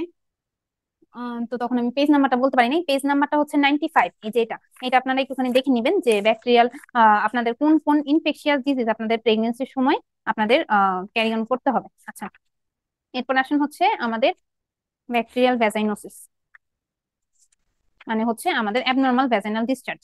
আচ্ছা, এটা যে কোনোটার জন্যই অনেক বেশি ইম্পর্টেন্ট, যে আমাদের যদি অ্যাবনর্মাল ভ্যাজাইনাল ডিসচার্জ নিয়ে আমাদের কোনো মহিলা আমাদের কাছে প্রেজেন্ট করে, আপনারা হচ্ছে 64 নাম্বার নিয়ে প্রেজেন্ট বার করবেন অ্যাবনর্মাল ভ্যাজাইনাল ডিসচার্জ। এটা নিয়ে অনেক বেশি কোশ্চেনই আসে, মানে হয় কি আপনাকে এরকম একটা সিনারিও দিয়ে দিবে যে আপনার হলো কিনা যে ভ্যাজাইনাল ডিসচার্জ আছে, এরকম একটা মহিলা আপনার কাছে আসছে, এখন আপনাকে ডায়াগনোসিস করতে হবে তিনটার মধ্যে, যে ব্যাকটেরিয়াল ভ্যাজাইনোসিস, ট্রাইকোমোনিয়াসিস নাকি হচ্ছে ক্যান্ডিডা, ঠিক আছে। তো মানে আমি আসলে চাইছি আপনারা যেন একদম পোস্টিং স্পেসিফিক করে পড়তে পারেন, এটার জন্য জানি বাড়তি কথা না পড়তে হয়। এটার জন্য ব্যাকটেরিয়াল ব্যাচ আপনারা এই মানে আমার এটার একটু ছবি তুলে রাখেন, হ্যাঁ, আপনারা এটা ছবি তুলে রাখেন। আপনারা হচ্ছে এই 64 নাম্বার পৃষ্ঠা যেটা আছে, এখানেই আপনারা মোটামুটি সবকিছু পেয়ে যাবেন। যেগুলি এক্সট্রা লাইন লেখা সেগুলো একটু কষ্ট করে এখানে লিখে রাখবেন। আচ্ছা, প্রথম কথা, আমাদের ভ্যাজাইনার মধ্যে কিছু প্রোটেকটিভ একটা মেকানিজম আছে, ঠিক আছে। প্রোটেকটিভ মেকানিজম আছে, কি একটা মেকানিজম আছে, সেটা হচ্ছে সব ব্যাকটেরিয়া যে আমাদের ব্যাকটেরিয়া বা ভাইরাস সবগুলো যে আমাদের ক্ষতি করে এমন কিন্তু না, কিছু ব্যাকটেরিয়া ভাইরাস আমাদের জন্য মানে কি বলবো উপকারীও। তো এরকম একটা ব্যাকটেরিয়ার নাম হচ্ছে ল্যাক্টোব্যাসিলাস। ঠিক আছে, ল্যাক্টোব্যাসিলাস আমাদের কি করে, আমাদের ভ্যাজাইনাতে যে পিএইচটা আছে পিএইচটাকে অ্যাসিডিক করে রাখে। তো এটার জন্য দেখা যায় যে আদার অর্গানিজম যেটা আছে সেটা জন্মাইতে পারে না। ঠিক আছে, এই জন্য এটা একটা প্রোটেক্টিভ রোল প্লে করে। এখন ধরেন কোনো কারণে ল্যাক্টোব্যাসিলাই যদি ডিপ্লিটেশন হয় মানে কমে যায়, তাহলে কি হবে, ও যেহেতু কমে গেছে, ও এতক্ষণ ধরে পিএইচ মেনটেন করতেছিল জন্য আদার অর্গানিজম গুলা জন্ম নিতে পারতেছিল না, ও যেহেতু কমে গেছে, পিএইচ মেনটেন করার কেউ নাই, তখন কি হবে, আদার অর্গানিজম গুলা সব বেশি বেশি করে গ্রোথ হবে। ঠিক আছে, এটার মধ্যে কোনটা মেইনলি, সেটা হচ্ছে গার্ডিনেলা ভ্যাজাইনালিস। ঠিক আছে, যদি বলে যে most common cause of abnormal vaginal discharge, তাহলে আপনারা বলবেন এটা হচ্ছে ব্যাকটেরিয়াল ভ্যাজাইনোসিস। এটা কাদের ক্ষেত্রে বেশি হয়, ব্ল্যাক ওমেন, আইওসিডি এবং স্মোকারদের ক্ষেত্রে বেশি হয়। আচ্ছা, যাদের হয় প্রত্যেকেরই সিমটম হবে, প্রত্যেকে আপনাদের কাছে ব্যাকটেরিয়াল মানে প্রত্যেকে আপনাদের কাছে ভ্যাজাইনাল ডিসচার্জ নিয়ে আসবে না, প্রত্যেকে আপনাদের কাছে ভ্যাজাইনাল ডিসচার্জ নিয়ে আসবে না, প্রত্যেকে আপনাদের কাছে ভ্যাজাইনাল ডিসচার্জ নিয়ে আসবে না, আপনাদের কাছে কিছু মানুষ ভ্যাজাইনাল ডিসচার্জ নিয়ে আসবে। এই 60% পেশেন্ট হচ্ছে অ্যাসিমটোমেটিক থাকবে। ঠিক আছে, এবং বাকি যারা আছে তারা আপনার কাছে ভ্যাজাইনাল ডিসচার্জ নিয়ে আসবে, সেটা হলো ফিশি স্মেলিং ডিসচার্জ, হোয়াইট বা গ্রে। ঠিক আছে, তারপরে আসেন হচ্ছে এটার পিএইচটা অনেক ইম্পর্টেন্ট। পিএইচটা হলো 4.5 এর চাইতে বেশি থাকবে। ওই যে বললাম যে এটা অ্যাসিডিক এনভায়রনমেন্ট যেটা আছে সেই এনভায়রনমেন্টটা তো নাই এখন, তাই না, সে অ্যালকাইল এনভায়রনমেন্টে জন্মাইছে, তাহলে তার এনভায়রনমেন্টে কি হয়ে যাবে, অ্যালকালিন হয়ে যাবে। ঠিক আছে, পিএইচ এর মানটা বেড়ে যাবে, 4.5 এর চাইতে বেশি থাকবে। এবং এটা কিছু ক্রাইটেরিয়া দ্বারা আমরা এটাকে ডায়াগনোসিস করতে পারি। এই ক্রাইটেরিয়া গুলো অনেক ইম্পর্টেন্ট, এমসেল, নাগেট এবং হেসন ক্রাইটেরিয়া আমরা পড়বো। আচ্ছা, আরেকটা জিনিস কি, এটাকে আমরা ট্রিটমেন্ট করবো কি দিয়ে, আমরা ট্রিটমেন্ট করবো হলো মেট্রোনিডাজল দিয়ে। ঠিক আছে, 400 মিলিগ্রাম বিডি, 400 মিলিগ্রাম বিডি করে আমরা মেট্রোনিডাজল দিব। কিন্তু এখানে কি পার্টনারের ট্রিটমেন্ট দরকার আছে? না, এটা একটা সেক্সুয়ালি ট্রান্সমিটেড ডিজিজ না। সো এটা মধ্যে যেহেতু সেক্সুয়ালি ট্রান্সমিটেড ডিজিজ না, মানে এর পার্টনার এর ক্ষেত্রে এটা ট্রান্সমিশন হচ্ছে না, তাই আমাদের এটাতে পার্টনারকে ট্রিটমেন্ট দেওয়ার কোনো দরকার নেই। ওকে, তো আমি যেটা বলতেছিলাম, এমসেল, নাগেট এবং হেসন ক্রাইটেরিয়া, এটা হলো আপনাদের 67 নাম্বার পেজে আপনারা দেখবেন আছে। এই তিনটা আপনাদের জন্য অনেক ইম্পর্টেন্ট। ঠিক আছে, এই তিনটা আসে যে কোনটায় কি এটা আছে। ঠিক আছে, ফার্স্টেটা দেখেন, এমসেল ক্রাইটেরিয়া যেটা বলছে সেটা হচ্ছে যে হোমোজেনিয়াস ডিসচার্জ থাকবে, ক্লু সেল প্রেজেন্ট থাকবে। ঠিক আছে, এমনকি ক্লু সেলের ছবিও দিয়ে দেয়। এই যে আপনাদের পিক্টোগ্রাম একটা আলাদা ক্লাস হবে, আপু দেখাবে ছবি টবি, তো আমি আমার মাইক্রোবায়োলজি যে ছবিগুলো আসে সেগুলো আমি দেখাই দিব আজকে। এই যে এখন থেকে দেখানো শুরু হলো অ্যাকচুয়ালি। তো ক্লু সেল যেটা আছে এটা হলো ব্যাকটেরিয়াল ভ্যাজাইনোসিসের ক্লু সেল। আমরা যদি মাইক্রোস্কোপিক্যালি পাই যে হ্যাঁ এরকম cell present, clue cell present, এটা এক ধরনের এপিথেলিয়াল সেল, তাহলে আমরা বুঝতে পারি ওই মহিলাটার ব্যাকটেরিয়াল ভ্যাজাইনোসিস আছে। এবং পিএইচ হলো না বাড়বে, যেহেতু অ্যালকালাইন হয় তাহলে হলো 4.5 থাকবে এবং ফিশি অর্ডার থাকবে। নাগেট স্কোর কি, নাগেট স্কোরের মধ্যে বলতেছে যে আপনার হচ্ছে মানে ব্যাকটেরিয়াল মানে তিনটা ভাগে ভাগ করছে, যে যদি লেস দেন 4 থাকে তাহলে মনে করেন যে কয়টা করে ব্যাকটেরিয়াল ভ্যাজাইনোসিস হবে, লেস দেন 4 থাকে তাহলে নরমাল, তারপরে ইন্টারমিডিয়েট, তারপরে এরকম। আর হেসন ক্রাইটেরিয়া যেটা আছে 1 2 3, 1 মানে হচ্ছে ল্যাক্টোব্যাসিলাই আছে, 2 মানে হচ্ছে ল্যাক্টোব্যাসিলাই গার্ডিনেলা ভ্যাজাইনালিস দুজন ভাই ভাই দুইজনই আছে, আর 3 নম্বরে হলো ওকে ল্যাক্টোব্যাসিলাইকে ভাগায় দিছে, এখন গার্ডিনেলা ভ্যাজাইনালিস মানে দখল করে নিয়েছে। ঠিক আছে, আচ্ছা, তখন আসেন, তো এটা কি কি করতে পারে, কেন কেন আমাদের জন্য এত খারাপ, কারণ এটা এই কমপ্লিকেশনস গুলা যেগুলো আছে সেই কমপ্লিকেশনস গুলা করতে পারে। তো আমাদের ব্যাকটেরিয়াল ভ্যাজাইনোসিস পড়া শেষ। এরপর আসেন হচ্ছে আরেকটা অর্গানিজম ভ্যাজাইনাল ডিসচার্জের জন্য অনেক ইম্পর্টেন্ট, সেটা হলো ট্রাইকোমোনাস ভ্যাজাইনালিস। ঠিক আছে, এটার ছবিটা অনেক ইম্পর্টেন্ট, এই ছবিটা আসে, ছবিটা দিয়ে বলে এটা অর্গানিজম কি। ঠিক আছে, অনেক সময় এই ছবি যে এই সবুজ অংশটা দিয়ে বলে এটা কি, এরকম মানে দিয়ে দিতে পারে, এই অংশ অ্যাস্টোসোল দিয়ে দিতে পারে কি এটা কি। ঠিক আছে, তো এই ছবিগুলো একটু দেখতে হবে। আচ্ছা, এটা কি, এটা হলো একটা প্রোটোজোয়া। ঠিক আছে, এটা একটা প্রোটোজোয়া, আর হচ্ছে এটা ট্রান্সমিশন হচ্ছে ভেনারাল ট্রান্সমিশন, মানে এটা একটা এসটিডি, তাই না, তাহলে এক্ষেত্রে কি পার্টনার ট্রিটমেন্ট দরকার, এর আগে তো বলছিলাম পার্টনার ট্রিটমেন্ট দরকার নেই, এটার ক্ষেত্রে কিন্তু পার্টনার ট্রিটমেন্ট দিতে হবে। ঠিক আছে, আচ্ছা, এটার মধ্যে অ্যাসিম্পটোমেটিক কত থাকতেছে, 50% ক্ষেত্রে থাকতেছে। এটা আপনাদের 65 নাম্বার পেজে আছে, জাস্ট খালি যে জিনিসগুলো আমি এক্সট্রা লিখে দিছি সেগুলো দেখবেন কোনটা কোনটা আছে, যেগুলো লিখে মানে লেখা নাই সেগুলো একটু নোট করে নেবেন। আচ্ছা, এটা অনেক বেশি ডিসচার্জ এবং হলো ইচিং করে। আচ্ছা, একটা স্পেশাল জিনিস করে, সেটা হলো স্ট্রবেরি সার্ভিস। আচ্ছা, স্ট্রবেরি সার্ভিস মাত্র 3% কেসে করে, মানে এটা মানে খুব রেয়ার। ঠিক আছে, এবং স্ট্রবেরি সার্ভিসের আপনাদের ছবিও দিয়ে দিতে পারে, যে দেখেন সার্ভিসটার মধ্যে স্ট্রবেরির মতো করে করে করে করে বুন্দি বুন্দি বুন্দি হয়েছে, তাই না, তাহলে স্ট্রবেরি সার্ভিস হতে পারে, এরকম ছবি দিয়ে বলতে পারে যে পজিটিভ অর্গানিজম কি এবং কি করতে পারে। কেমনে করে ডায়াগনোসিস করবো, এই তিনটার মাধ্যমে করতে পারি। ট্রিটমেন্ট কি দিব, মেট্রোনিডাজল বা tinidazole. Last but not list আমার কি থাকলো, তো ক্যান্ডিডা। আগের দুটো রেড স্লাইড একটু দেখাবেন প্লিজ, অনেক সুইফট চলে যাচ্ছে স্লাইড। আচ্ছা, তারপর আমরা লাস্টে আসি যে ইস্ট লাইক ফাঙ্গাস, ফাঙ্গাস মানে হলো ক্যান্ডিডা। ঠিক আছে, আপনারা যদি মানে ফাঙ্গাস পড়তে চান, আপনাদেরকে আমরা যেমন ভাইরোলজি থেকে অনেক কিছু পড়লাম, ঠিক আছে, অনেকগুলো ভাইরাস পড়লাম, ফাঙ্গাস থেকে কেবলমাত্র একটা ফাঙ্গাস পড়লেই হয়, সেটা হলো ক্যান্ডিডা। ঠিক আছে, এটা হচ্ছে একটা ইস্ট লাইক ফাঙ্গাস, এটার মধ্যে সিউডো হাইফি থাকে। ঠিক আছে, হাইফি লেখা থাকবে, সিউডো হাইফি লেখা থাকবে, এটা ইম্পর্টেন্ট। এটা হলো সিউডো হাইফি থাকে, এটা হলো থার্ড ট্রাইমেস্টার হয়, মানে ইমিউনো কম্প্রোমাইজ কোনো একটা মানুষের, যে মানুষই হোক না কেন তার হতে পারে এই যে এই কন্ডিশন গুলো, ওসিপি খেলে, ডায়াবেটিক্স খেলে, এরকম যে কোনো কন্ডিশনে এটা হওয়ার সম্ভাবনা অনেক বেশি। এই একটু পর্যন্ত আপনাদের 65 পেজে লেখা আছে, এই যে লেখাগুলো এটা আপনার ক্ষেত্রে লেখা নাই কিন্তু এগুলো আসে, ঠিক আছে, যে এর মধ্যে 90% মানে ক্যান্ডিডা মানেই যে ক্যান্ডিডা অ্যালবিকেন্স তা কিন্তু না, ঠিক আছে। 90% ক্যান্ডিডা ইনফেকশন হচ্ছে ক্যান্ডিডা অ্যালবিকেন্স, বাকি 10% ক্যান্ডিডার অন্যান্য প্রজাতি দিয়ে হতে পারে। 20% ওমেন হলো অ্যাসিম্পটোমেটিক থাকে। তাহলে দেখতে পারলেন তো যে মানে প্রত্যেকটার মধ্যে অ্যাসিম্পটোমেটিক কত কত একটা পার্সেন্টেজ আছে, তার মানে এই পার্সেন্টেজটা পড়তে হবে। এটা সাধারণত 20% থাকে, মানে নর্মালি মহিলাদের হওয়ার চান্স 20% থাকে, প্রেগনেন্সির সময় সেটা ডাবল হয়ে যায়, বেড়ে 40% হয়ে যায়। এটা প্রেগনেন্সির সময় হলো মোর কমন, কারণ ইমিউনো কম্প্রেশন হয়, এবং তখন আমরা টপিক্যাল ইমিটাজল অ্যান্টিফাঙ্গাল ড্রাগ নিব। এবং এই যে এগুলা হচ্ছে ক্যান্ডিডার জন্য ইম্পর্টেন্ট, যে একটা ইচিং থাকবে, তারপর হলো ক্রিমি হোয়াইটি ডিসচার্জ থাকবে, পিএইচ কত 5.6 থাকবে, হ্যাঁ। আর কালচার হলো স্যাবোরাউড ডেক্সট্রোসাগার মিডিয়াতে করবো। এগুলো হচ্ছে ক্যান্ডিডার জন্য স্পেসিফিক, যে ক্যান্ডিডাতে আমরা জানি ওরাল থ্রাশ হয়, বাচ্চাদের মুখে এরকম করে থ্রাশ হইতে পারে। আচ্ছা, এখন আসেন হচ্ছে ফাঙ্গাস। আমি বললাম যে ফাঙ্গাস কিন্তু আপনাদের অলরেডি পড়া শেষ, ফাঙ্গাস আর পড়া লাগবে না, খালি ফাঙ্গাসের হচ্ছে আমরা নর্মাল মানে জেনারেল যেগুলো আছে এটা একটুখানি পড়ে নিই, কারণ ফাঙ্গাসের স্পেসিফিক যেটা ক্যান্ডিডা আমাদের পড়া শেষ, সেটা আমরা 21 নাম্বার পেজ থেকে পড়বো। যে ফাঙ্গাস কি প্রোক্যারিওটিক না ইউক্যারিওটিক, এটার মধ্যে সেল ওয়াল আছে, সেল ওয়ালের মধ্যে আমরা একটু মানে এরপরে ক্লাসেই পড়বো, যে মানে মাইক্রোবায়োলজি 2 ক্লাসে, যে সেল ওয়ালে কোনো পেপটাইডোগ্লাইকেন নাই, পেপটাইডোগ্লাইকেন থাকে হচ্ছে ব্যাকটেরিয়া, ঠিক আছে। এটার মধ্যে আর্গোস্টেরল থাকে, আমাদের সাথে কিন্তু কি বলবো না ফাঙ্গাসের মিল আছে, আমাদের থাকে হচ্ছে কোলেস্টেরল, ওদের থাকে হচ্ছে আর্গোস্টেরল, ঠিক আছে। এটার মধ্যে মেমব্রেন বাউন্ড অর্গানেলি আছে, তার মানে এটা। আচ্ছা, এরপরে আসেন হচ্ছে ফাঙ্গাস আপনার পড়া শেষ, এরপরে আপনি চলে আসেন হচ্ছে 21 নাম্বার পেজে প্রোটোজোয়া। প্রোটোজোয়া হচ্ছে আপনার ইউক্যারিওটিক, এটার মধ্যে মেইনলি আপনার 3টা প্রোটোজোয়া পড়া লাগবে, সেটা হচ্ছে ট্রাইকোমোনাস ভ্যাজাইনালিস, যেটা আপনি পড়ে ফেলছেন, টক্সোপ্লাজমা গন্ডি এবং প্লাজমোডিয়াম। ট্রাইকোমোনাস ভ্যাজাইনালিস আমরা পড়ে ফেলছি, এটা আমাদের আর না পড়লেও চলবে। এরপরে আসেন হচ্ছে সেম মানে ট্রাইকোমোনাস ভ্যাজাইনালিস আমি যা যা পড়াইছি এখানে তাইটাই লেখা আছে, ঠিক আছে, যা যা পড়াইছি এখানে তাইটাই লেখা আছে, আসলে একবার দেখে নিবেন। টক্সোপ্লাজমা গন্ডি যেটা আছে সেটা কি, এটা একটা ফেলিন্স বিড়ালের মাধ্যমে ছড়ায়, তাহলে এটা কি প্রাণীর মাধ্যমে ছড়াচ্ছে, এটা একটা জুনোটিক ইনফেকশন। তারপরে আসেন হচ্ছে ট্রান্সমিশন ইন প্রেগনেন্সি, এই যে এটা ইম্পর্টেন্ট, যে কখন গ্রেটেস্ট রিস্ক থাকে, লোয়েস্ট রিস্ক কখন থাকে, এটা কিন্তু ইম্পর্টেন্ট, হ্যাঁ। এটা একটুখানি পড়ে নিবেন যে গ্রেটেস্ট রিস্ক কখন, লোয়েস্ট রিস্ক কখন, মায়ের রিস্ক কি কি, কনজেনিটাল বাচ্চার কি কি কনজেনিটাল ইনফেকশন করতে পারে, এগুলা রিডিং, হ্যাঁ। মেইন হচ্ছে হলো আপনার ট্রান্সমিশন ইন দ্য প্রেগনেন্সি, কখন গ্রেটেস্ট এবং কখন লোয়েস্ট। তারপরে আসেন হলো প্লাজমোডিয়াম। প্লাজমোডিয়াম আমরা সবাই জানি এটা একটা মসকিউটো বোর্ন ডিজিজ, এটা কাকে ধরে, এটা রেড ব্লাড সেলকে ধরে, কি কি ফিচার করে, ফিচার গুলো আপনারা পড়বেন, কি কি আগে slide দিবেন। স্লাইডটা আপু। এই যে আপু টক্সোপ্লাজমা গন্ডির হচ্ছে এই যে গ্রেটেস্ট রিস্ক এর কথা যে বললেন, ওই পেজটা। এটা আপু আপনাদের শীটে 23 নাম্বার পৃষ্ঠায় আছে, transmission in the pregnancy, greatest risk কখন, লোয়েস্ট রিস্ক কখন। আচ্ছা, এরপরে হচ্ছে ফার্স্ট গেলে দাগাইতে পারি না, আর এসএস না নিলে তো পরে কিভাবে মিলাবো, এটার জন্য আর কি নেওয়া আর কি। Thank you. ঠিক আছে, আস্তে আস্তে রেকর্ডেড থাকবে না আপু? হ্যাঁ, এটা রেকর্ডেড থাকবে। রেকর্ডেড তো 24 আওয়ার্স পরেও সাবমিট। আচ্ছা, বায়োকেমিক্যাল অ্যাবনরমালিটিস এর মধ্যে আমরা প্লাজমোডিয়ামে আসি, হ্যাঁ। প্লাজমোডিয়ামে বায়োকেমিক্যাল অ্যাবনরমালিটিস এর মধ্যে যদি 24 নাম্বার পেজে আসি, কি কি হতে পারে এটা একটু পড়ে নিবেন। এগুলো থেকে খুব একটা বেশি যে কোশ্চেন আসে আসলে সেটা না। তারপরে আসেন হচ্ছে ফিটাল ইনফেকশন কি কি হতে পারে, এটা না। ডায়াগনোসিস কেমনে করে করবেন দেখেন, ওই যে একদম ফিটাল ইনফেকশনের পরের লাইনই, যে থিক এবং থিন ফিল্ম দিয়ে করবেন। এবং ম্যানেজমেন্ট কি, এই যে বক্সটা, যে বক্সটা যেটা আছে ওইটা থেকে ভেক্টর কন্ট্রোল যেটা আছে এটা পড়া লাগবে না। কেমো প্রোফাইলেক্সিস কি কি দিবেন, ট্রিটমেন্ট কি কি দিবেন, পড়ে নেবেন, শেষ।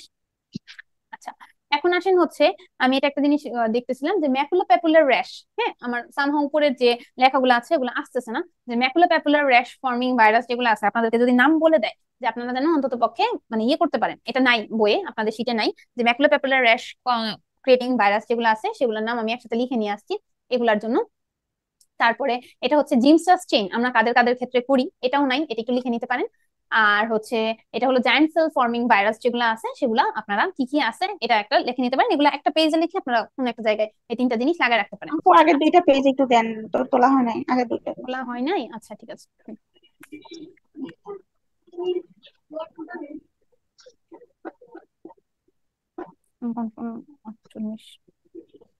আচ্ছা, এরপরে আমরা চলে আসবো হলো একদম আমাদের লাস্ট টপিক, আমাদের হচ্ছে ইনফেকশন কন্ট্রোল বা স্টেরিলাইজেশন, যেটা দিয়ে আজকে আমরা আমাদের পড়ালেখা শেষ করবো, ঠিক আছে।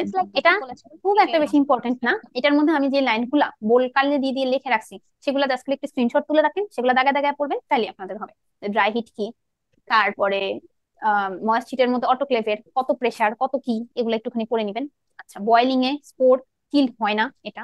তারপরে গামা রেডিয়েশন নিডল যদি করতে চান তাহলে কোনটা দিবেন। আচ্ছা, আয়োডিন আয়োডোস্ফোর স্পোর্টে মারে এটা। সিরামাইড হলো গ্রাম, যদি স্পেসিফিক করে বলে গ্রাম পজিটিভ অর্গানিজম তখন আমাদের বলতে হবে বেনজাল ক্যালোনিয়াম ক্লোরাইড বা সেট্রিমাইড। তারপরে আসেন হচ্ছে স্কিন এবং মিউকাস মেমব্রেন যদি আপনি ক্লিন করতে চান, আমরা কি হাত ধুই কি দিয়ে, ওয়াশের আগে ক্লোরোহেক্সিডিন দিয়ে, ঠিক আছে, কিন্তু এটা স্পোর ব্যাকটেরিয়া এগুলার ক্ষেত্রে পুর অ্যাক্টিভিটি দেয়, ঠিক আছে। আচ্ছা, কিন্তু এরপরেই আমরা কি করি, অ্যালকোহল দিয়ে হাত মুছে নিই না, সেটা হচ্ছে এই বন্ধু গাতে স্পোর, ঠিক আছে। আচ্ছা, এরপর আসে ফেনোলিক্স। ফেনোলিক্স এর মধ্যে কি মাইক্রোব্যাকটেরিয়াকে কোনটা মারতে পারে, তারপরে এইচআইভি, হেপাটাইটিস বি, স্পোর ব্যাকটেরিয়াকে কোনটা মারতে পারে, এটা আমরা একটু দেখে নিব। আচ্ছা, এবং এই বক্সটা আমরা একটু ছবি তুলে নিব, আমরা জানি শীটের মধ্যে লাগায় রাখতে পারি যে absolute physical sterilization technique, chemical sterilization technique. যারা যারা এমসিপিএস পার্ট 1 পরীক্ষা দিয়ে আসছেন তাদের জন্য তো অনেক ইজি, আর যারা দিয়ে আসেন নাই তারা একটুখানি ছবি তুলে রাখেন, EFGH, এটা তো সহজ মনে রাখা, আর হচ্ছে ফিজিক্যালটা একটুখানি মনে রাখবেন কষ্ট করে। আপু এগুলা কি শিখে নাই যে এটা বললাম স্টেরিলাইজেশন তো আপু, এগুলা? কিছু কিছু জিনিস আছে শীটে নাই, সবাই সবকিছু যদি শীটে থাকে তাহলে আপনার ক্লাস করার লাভ কি? কিছু কিছু জিনিস আছে শীটে নাই, এই জিনিসগুলা একটু লেখে। আপু তাহলে প্রথম আবার একটু রিপিট করেন, আমি তো ভাবছি সেটা সেটা আছে, আমি তো আচ্ছা, এর আগের গুলা সবগুলা শীটে আছে, জাস্ট খালি এই পৃষ্ঠাটা শীটে নাই, এটা তুলে রাখেন। আচ্ছা, এখন পরীক্ষা হবে, এখন আমি দেখবো যে সব আপুরা অ্যান্সার দিবেন। আমরা এতক্ষণ ধরে যা যা পড়লাম, আপনারা রিকল, আমরা জানি যে আমাদের মানে এমআরসিওজি পার্ট 1 এর জন্য অনেক ইম্পর্টেন্ট একটা জিনিস হলো রিকল, কিন্তু রিকল এখন না, কিন্তু এখনকার জন্য মোটেও রিকল না, এখন রিকল বই খুলবেন না, কিছু করবেন না, পুরোপুরি মাথা ঘুরে যাবে। রিকল হচ্ছে সব পড়ার পরে আমরা ধরে ধরে সলভ করে দিব, কোনো চিন্তা নেই, আমরা ধরে ধরে সব রিকল সলভ করে দিব। রিকল ব্যাচ আছে, ব্যাচ আসবে, ওইটার মধ্যে রিকল সলভ করে দিব। আচ্ছা, এটার মধ্যে যে কোশ্চেনটা ছিল সেটা হচ্ছে যে, আচ্ছা আপনাদেরকে তো এটার মধ্যে দেখানো যাচ্ছে না।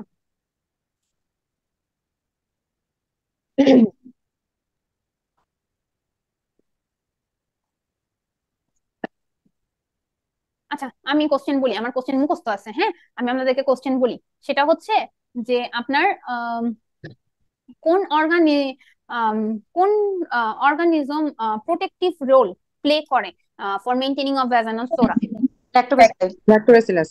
Lactobacillus, very good. আচ্ছা, তারপরে আসেন হচ্ছে যে একটা মহিলা নিয়ে আসছে আপনার হচ্ছে ক্রিমি হোয়াইট ভ্যাজাইনাল ডিসচার্জ, আপনি মাইক্রোস্কোপিতে দেখছেন, এর মধ্যে যদিও লেখা আছে যে ক্লু সেল প্রেজেন্ট, তাহলে এটা কি ব্যাকটেরিয়াল answer? ভ্যাজিনোসিস। Diagnosis। যদি আমি বলতাম যে মাইক্রোস্কোপিতে আমি দেখছি যে একটা ইস্ট লাইক ফাঙ্গাস, তাহলে ক্যান্ডিডা। ক্যান্ডিডা। আচ্ছা, গ্রিনিশ ডিসচার্জ, আপনি তার সাথে দেখলেন যে হ্যাঁ স্ট্রবেরি সার্ভিক্স প্রেজেন্ট, তাহলে ট্রাইকোমোনাস। Trichomonas vaginalis. আচ্ছা, এটা তো বই একটুখানি এক্সট্রা একটু কোশ্চেন, আমি তাও একটু বলি যে আপনাদের হচ্ছে ধরেন একটা মহিলা আপনার কাছে নিয়ে আসছে মিউকয়েড ভ্যাজাইনাল ডিসচার্জ, ঠিক আছে, এবং যেটা সাধারণত তার মিড মেনস্ট্রুয়েশনের সময় হয়, তাহলে এটার মধ্যে কোনটা হবে? Physical discharge, physiological. Discharge, very good. আচ্ছা, নো, এর মধ্যে ট্রাইকোমোনাস ফিজিওলজিক্যাল না। এর মধ্যে কোন ফিজিওলজিক্যাল। ফিজিওলজিক্যাল, হ্যাঁ, very good। এর মধ্যে কোন মানে এর মধ্যে কোন ভাইরাসটা আছে যে আপনার হচ্ছে কি বলবো নাম, কার্সিনোমার সাথে অ্যাসোসিয়েটেড? Human papilloma. প্যাপিলোমা সাধারণত কোনখানকার কার্সিনোমা, মানে ফিমেল সার্ভাইকাল। সার্ভিক্সের কত পার্সেন্ট? 70%। Very good. আচ্ছা, আমাদের আপনি দেখলেন যে আপনার কাছে একটা মহিলা নিয়ে আসছে, একটা হলো যে গ্রিনিশ ভ্যাজাইনাল ডিসচার্জ, ইন্টেন্স ইচিং নিয়ে আসছে, তো আপনি হলো মাইক্রোস্কোপিতে দেখলেন যে আপনি এরকম একটা মানে ট্রাইকোমোনাস, তখন আপনি কি আশা করবেন? যে একটা ফ্লাজেলেটেড প্রোটোজোম, ঠিক আছে। তো সবাই অনেক সুন্দর পড়ালেখা করছেন, খুব খুশি, ঠিক আছে, পড়াইতে পেরে আপনারা অনেক সুন্দর করে রেসপন্স করছেন। এখন কথা আপু, ক্লাস তো শেষ, কেমনে করে পড়বো? পড়বেন হচ্ছে, আমি তো প্রথমে যা পড়ানো সেটা পড়ায় ফেলছি, ঠিক আছে, যেটা পড়ানোর আপনাদেরকে শীট ধরে ধরে পড়ায় ফেলছি, যেটা একটা আপনাদের কোশ্চেন করলেন কি যেন হচ্ছে নরমাল, মানে নরমাল মিউকয়েড মানে নরমাল ফিজিওলজিক্যাল চেঞ্জ। আমি যেখানে একটা কোশ্চেন জিজ্ঞেস করতেছিলাম, এখানে একটা কোশ্চেন ছিল যে হ্যাঁ, কোশ্চেনটা আমি একটু ধরতে আপনার পারি ফোন না। নাম্বারটা দেওয়া যাবে? আমি আপনাদের টেলিগ্রাম গ্রুপ খুলছে না, টেলিগ্রাম গ্রুপে আপনি দেখবেন যে আমি অ্যাড আছি, আমাকে মেনশন করে যে কোনো কোশ্চেন জিজ্ঞেস করলেই হবে, কোনো সমস্যা নেই। আর এখন আপু হচ্ছে আমার একটু দুইটা কোশ্চেন ছিল, আমি কক্সবাজার থেকে বলছি, আমি এখন পর্যন্ত শীট গুলাও পাই নাই, আর বইগুলো একসাথে নিয়ে আসবো, তো বুক লিস্টটা একটু টেলিগ্রাম গ্রুপে দিলে, মানে এখন ইমার্জেন্সি যেগুলো কিনতে হবে একসাথে। আপনাদের ফেসবুক গ্রুপে কি দেওয়া হয় নাই বুক লিস্ট? আমি এখনো পাইনি, এটার জন্য। আর আরেকটা আচ্ছা, কোশ্চেন, আমি আজকে গ্রুপে আপনাকে দিয়ে দেওয়ার চেষ্টা করবো, কোনো সমস্যা নেই, আমি দেখবো। আচ্ছা আপু, আপনি যে টেলিগ্রাম গ্রুপে কি অ্যাড আছেন? টেলিগ্রাম গ্রুপে অ্যাড আছে। আপনি আপু আমাকে কাইন্ডলি একটু টেক্সট দিবেন, আপনি টেলিগ্রামে দেখেন আমি অ্যাড আছি আপনার গ্রুপে, তো আপনি একটুখানি কাইন্ডলি আমার টেক্সট দিবেন, আপনাকে আমি দিয়ে দিব।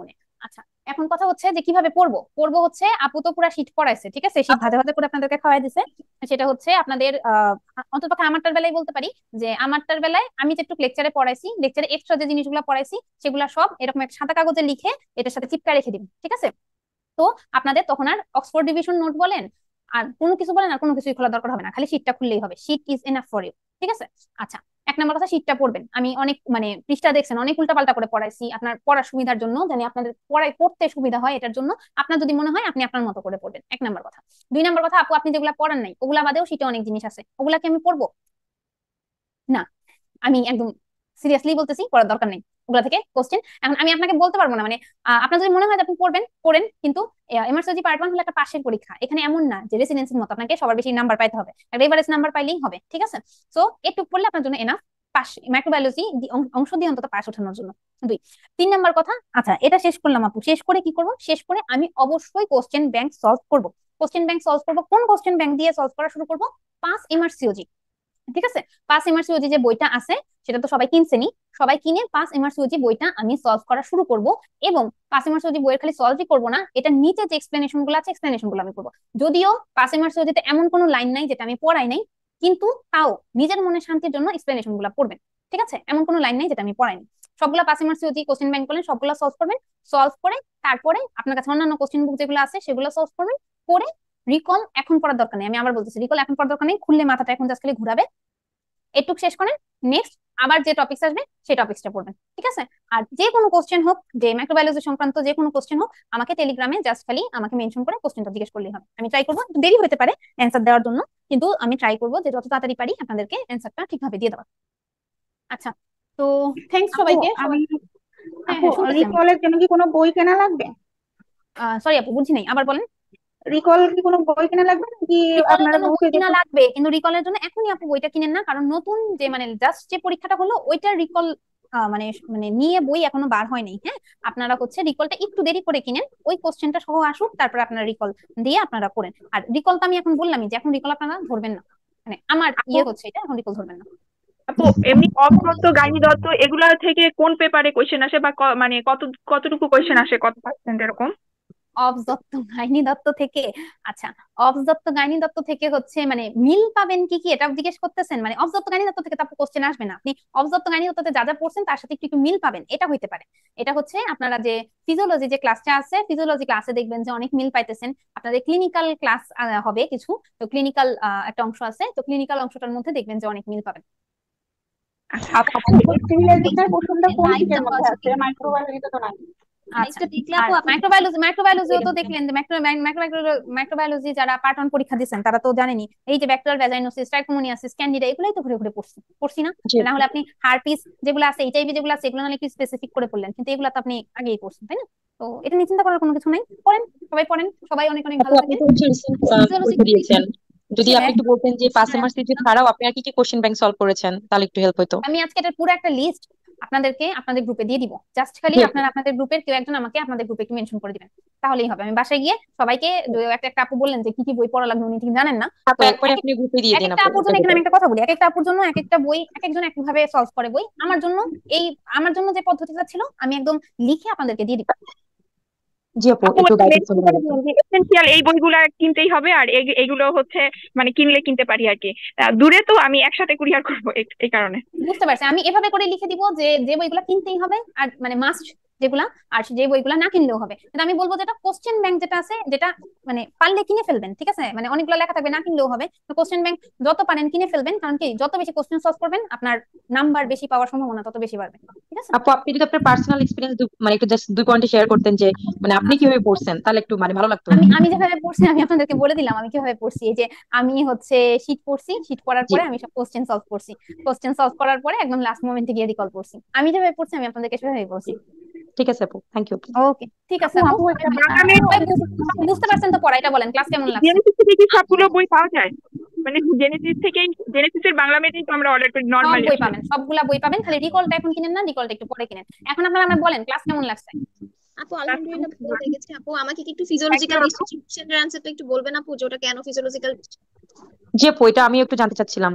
আচ্ছা, ফিজিওলজিক্যাল হচ্ছে যে আমাদের যখন হচ্ছে প্রজেস্টেরন ইয়েতে আসে, ওভুলেশনের সময় আসে, ঠিক আছে? ওভুলেশনের সময় আমরা আমরা ওভুলেশনের কতগুলা ক্রাইটেরিয়া পড়ছি না, যে আপনার হলো যে সার্ভাইকাল ডিসচার্জটা হলো মিউকয়েড হয়ে যাবে, আচ্ছা এটা কি মিডলসমার সিনড্রোমের মতো কথা আপনি বলতেছেন যে ওই সময় যে সিন্ড্রোমের মতো। তখন সিনড্রোম হয়? প্রজেস্টেরন আসে, তখন আমাদের মানে সিক্রেশনটা যেটা আছে সেটা মিউকয়েড আচ্ছা মিউকয়েড ঠিক হয়ে আছে। যায়, এটাকে আমরা বুঝাই, ঠিক আছে? আচ্ছা আচ্ছা ঠিক ঠিক আছে, আছে। অনেক অনেক লম্বা ক্লাস হলো, তো সবাই পড়েন, ভালো মতো পড়েন, কোনো প্রবলেম হলে জি আমাকে আপু। জানাবেন।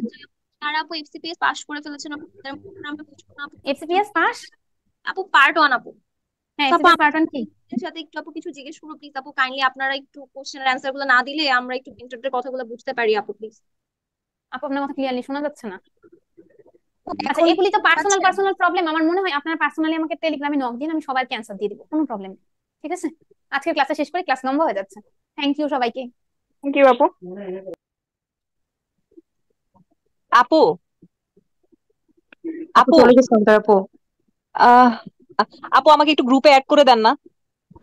ও আপনি আমাদের যে জেনেসিস আউটলায়ার যে নাম্বারটা আপু, আপনি ওই নাম্বারে যোগাযোগ করেন আপু, কারণ ক্লাস চলাকালীন তো আপু রেকর্ডেড অপশনটা চালু থাকে, তখন যদি মানে বুক লিস্ট বা সবকিছু না অনেক বেশি হয়ে যায়, তখন ক্লাসটা দেখা যাবে যারা রেকর্ড করবে অনেক বড় হয়ে যাবে আপু। আপনি আউটলায়ার নাম্বারে যোগাযোগ করলে আপু ওরা অ্যাড করে দিবে, বাট মেন্টর আপু আপুরা যে আরেকটা সুবিধা আছে, আপনি যে নিজস্ব প্রোফাইল আছে, ওই প্রোফাইলে আপনি টেলিগ্রাম এবং আপনার হোয়াটসঅ্যাপ দুটার লিংক আছে, আপনি ওখান থেকে ঢুকতে পারবেন। না না আপু, আমি মানে হচ্ছে যে গ্রুপটা এমআরসিওজি যে গ্রুপটা, ওইখানে আমি নাই, আমাকে একটু গ্রুপটাতে অ্যাড করে দেন। আপু ওই এমআরসিটি গ্রুপটাতে অ্যাড হওয়ার জন্যই আপনার আউটলায়ার নাম্বারে ফোন দিতে হবে আপু, কারণ আপু অ্যাড রিকোয়েস্ট থাকলেও আউটলায়ার নাম্বারে ফোন দেওয়ার আগ পর্যন্ত ওনারা অ্যাড করে না আপু। আপনি আপু ডিরেক্টলি হচ্ছে আপু আউটলায়ার নাম্বারটা। যে নাম্বারটা, জি আপু আমি দিচ্ছি আপনাকে চ্যাটে আপু। আচ্ছা।